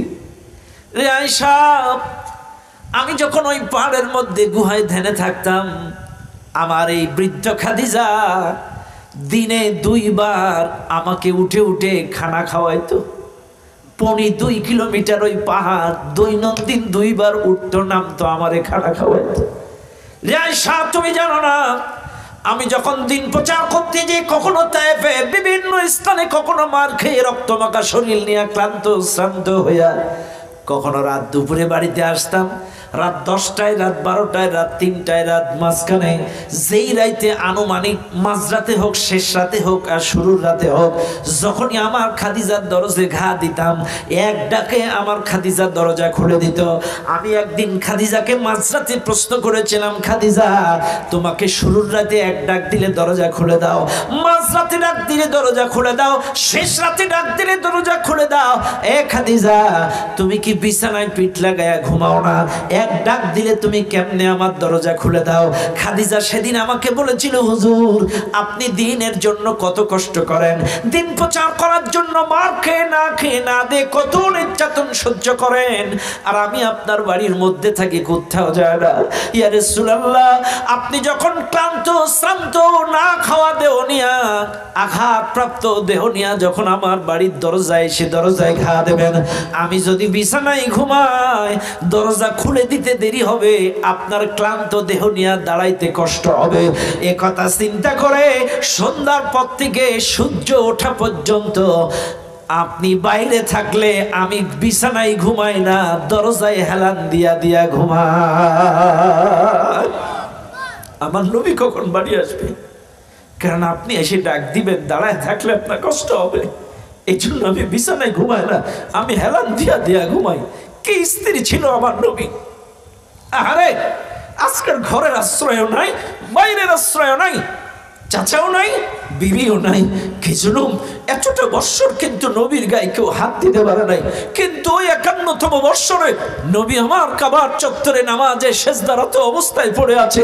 মক্কার কাফেররা এতদিন কোনোদিন গায়ে হাত দিতে পারে নাই, এতদিন কোনোদিন নবীর গায়ে টোকা দিতে পারে নাই, কিন্তু যেই চাচা মারা গেল, বিবি মারা গেল, কাবার চত্বরে নবী সেজদায় আছেন, কাফের বেঈমানেরা উটের পচা নাড়ি ভুড়ি আমার নবীর মাথার উপরে চাপায়া দিছে। আমার নবীর মাথার উপরে চাপিয়ে দিয়ে আমার নবীর উপরে যে নির্যাতন, মাথার উপরে যখন চাপায়া দিছে, এক বিদুইন এসে ফাতেমাকে ডেকে বলে, ফাতেমা দেখলাম তোমার বাবা মুহাম্মদকে কাবার চত্বরে উটের পচা নাড়ি ভুড়ি চাপায়া দিছে। আমার নবীর কন্যা ফাতেমা গোটা দেহের শক্তি দিয়ে দৌড়ে যে কাবার চত্বর থেকে তার মাথার উপর থেকে নাড়ি ভুড়িগুলো সরায়া নবীজিকে সোজা করলেন, সোজা করে দাঁড় করালেন। মুসলমানেরা 51তম বৎসরে আমার নবীর গায়ে বাজারে কাদা মাটি ছুঁড়ে মেরেছিল তার দেহের মধ্যে, তার চেহারার মধ্যে। এতদিন কিন্তু নবীর গায়ে হাত দিতে পারে নাই। যেই চাচা মারা গেছে নবীর গায়ে কাদা ছুঁড়ে মারলো, নবীর গায়ে কাদা মাটি ছুঁড়ে নবীজির কাপড় নষ্ট করে দিল, মুটের নাড়ি ভুড়ি চাপায়া দিল। শোনেন, লম্বা করার সুযোগ নাই, শোনেন, এইবার আর মাত্র 2 বৎসর পরে নবী আমার হিজরত করবেন। মনে রাখবেন, 52তম বৎসরে আমার নবীকে আল্লাহ তাআলা যেহেতু 53তম বৎসরে হিজরত করে তিনি মদিনায় যাবেন, আর মদিনায় যেয়ে তিনি রাষ্ট্রপ্রধান হবেন, রাষ্ট্রনায়ক হবেন। আর আমার নবীর তো কোনো রাষ্ট্র পরিচালনার কোনো অভিজ্ঞতা নাই, কোনো ট্রেনিং নাই। এই জন্য আমার আল্লাহ পাক 52তম বৎসরে আমার নবীকে তাকে মেয়ারাজে নিয়ে গেলেন। মেয়ারাজে নিয়ে যে আমার নবী আল্লাহ পাক সূরাতুল বানী ইসরাইল উপহার দিলেন। কারণ এই সূরাতুল বানী ইসরাইলের মধ্যে রাষ্ট্র পরিচালনা করার 14 দফা কর্মসূচি আছে। আমার নবীকে 14 দফা কর্মসূচি দিয়ে রাষ্ট্র পরিচালনার অভিজ্ঞতা দিয়ে দিলেন। আমার নবী ফিরে এলেন। চিৎকার মেরে বলেন সুবহানাল্লাহ। এখন কি আর রাষ্ট্র পরিচালনা করতে কোনো সমস্যা আছে? আরো জোরে কোন আছে? এখন আর রাষ্ট্র পরিচালনার কোনো সমস্যা নাই। বাইরে আজকের এই মাহফিলে যারা আপনারা আছেন, আমি আপনাদেরকে বলে যাই, শোনেন, রাত বেশি হয়েছে, ওয়াজ করার সময় নাই। সর্বশেষ আপনাদেরকে বলে যাই, এই দেশটা এতটা দিন ছিল মাতাল ড্রাইভারের হাতে। কার হাতে? সবাই বলেন মাতাল ড্রাইভারের হাতে। বলবেন হুজুর মাতাল কেমনে কইলেন? আমি আপনাদেরকে একটু বুঝায় দেই। মনে রাখবেন, মনে করেন এইখান থেকে আপনারা 30 জন লোক ঢাকায় যাবেন। এখন পাবনা এক্সপ্রেস এসি গাড়ি আছে নাকি? ওর এসি গাড়ি Pabna express business class seat. আপনারা 32 জন যাত্রী এই ক্লাস সিটে বসে গেলেন। এখন আপনাদের এই গাড়ির ড্রাইভার, যে পাবনা এক্সপ্রেসের ড্রাইভার, ও ওপেন মদ খাচ্ছে আর বলছে, ওটা এখন গাড়ি ছাড়ে দেবো, 12টায় গাড়ি ছাড়বে, ওটা এখনই গাড়ি ছাড়া ওরা। এখন আপনারাই বলেন, সচেতন নাগরিক যারা অনলাইনে টিকিট কাটছেন, টিকিট এখন বাতিল করলে টাকা মার। এখন বলেন ঢাকায় আপনার যাওয়াই লাগবে, এখন কি এই মাতাল ড্রাইভারের সাথে যাবেন? সবাই বলেন যাবেন? কি করবেন? আপনারা ওই কাউন্টারে অভিযোগ দিয়ে ওই মাতাল ড্রাইভার পরিবর্তন করে একজন দক্ষ, যোগ্য, ভালো ড্রাইভার নিয়োগ দেবেন। এই কথা কন না কেন? দক্ষ যোগ্য ড্রাইভার নিয়োগ দেবেন, এই ড্রাইভারের পিছনে ঢাকায় যাবেন। ভাইরে, কাজে মনে রাখবেন, একজন মাতাল ড্রাইভারের পিছনে কেউ যদি ঢাকায় না যায়, আজকে আমরা সবাই মুসলিম, সবাই মুসলিম। শোনেন, 16টা বছর এই দেশটা ছিল মাতাল ড্রাইভারের হাতে। বলবেন হুজুর কি রকম? ওই যে গণভবনে কিন্তু একটা তসবি পায়নি, কথা কানা? তসবি পাইছিল? পাইছিল কি পাইছিল? বোতল। তার মানে 16টা বছর মাতাল ড্রাইভারের হাতে ছিল এই দেশের স্টিয়ারিং। আগামীতে এই স্টিয়ারিং আর কোনো মাতাল ড্রাইভারের হাতে দেওয়া যাবে না। একজন দক্ষ যোগ্য আল্লাহওয়ালার হাতে এই স্টিয়ারিং তুলে দিতে হবে, যাইতে করে এই ড্রাইভার স্টেশনে নামাজের বিরতি দেয়, দারসুল কোরআনের ক্ষণে এরা যেন সাউন্ড বক্সে কোরআন ছেড়ে দেয়, এরা যেন নীতি নৈতিকতার কথা বলে, এমন একজন ড্রাইভারের সাথে গন্তব্যে যেতে চায়। চিৎকার মেরে বলেন ঠিক আছে না নয়? সবাই রাজি আছেন ইনশাল্লাহ? আরো জোরে বলেন রাজি আছেন? এদেশের স্টিয়ারিং আর কোন মাতাল ড্রাইভারের হাতে দেওয়া যাবে না। আল্লাহওয়ালা, কোরআনওয়ালা, নবীওয়ালা যোগ্য ড্রাইভারের হাতে দিতে হবে। যে ড্রাইভার নামাজের বিরতি দেয়, যে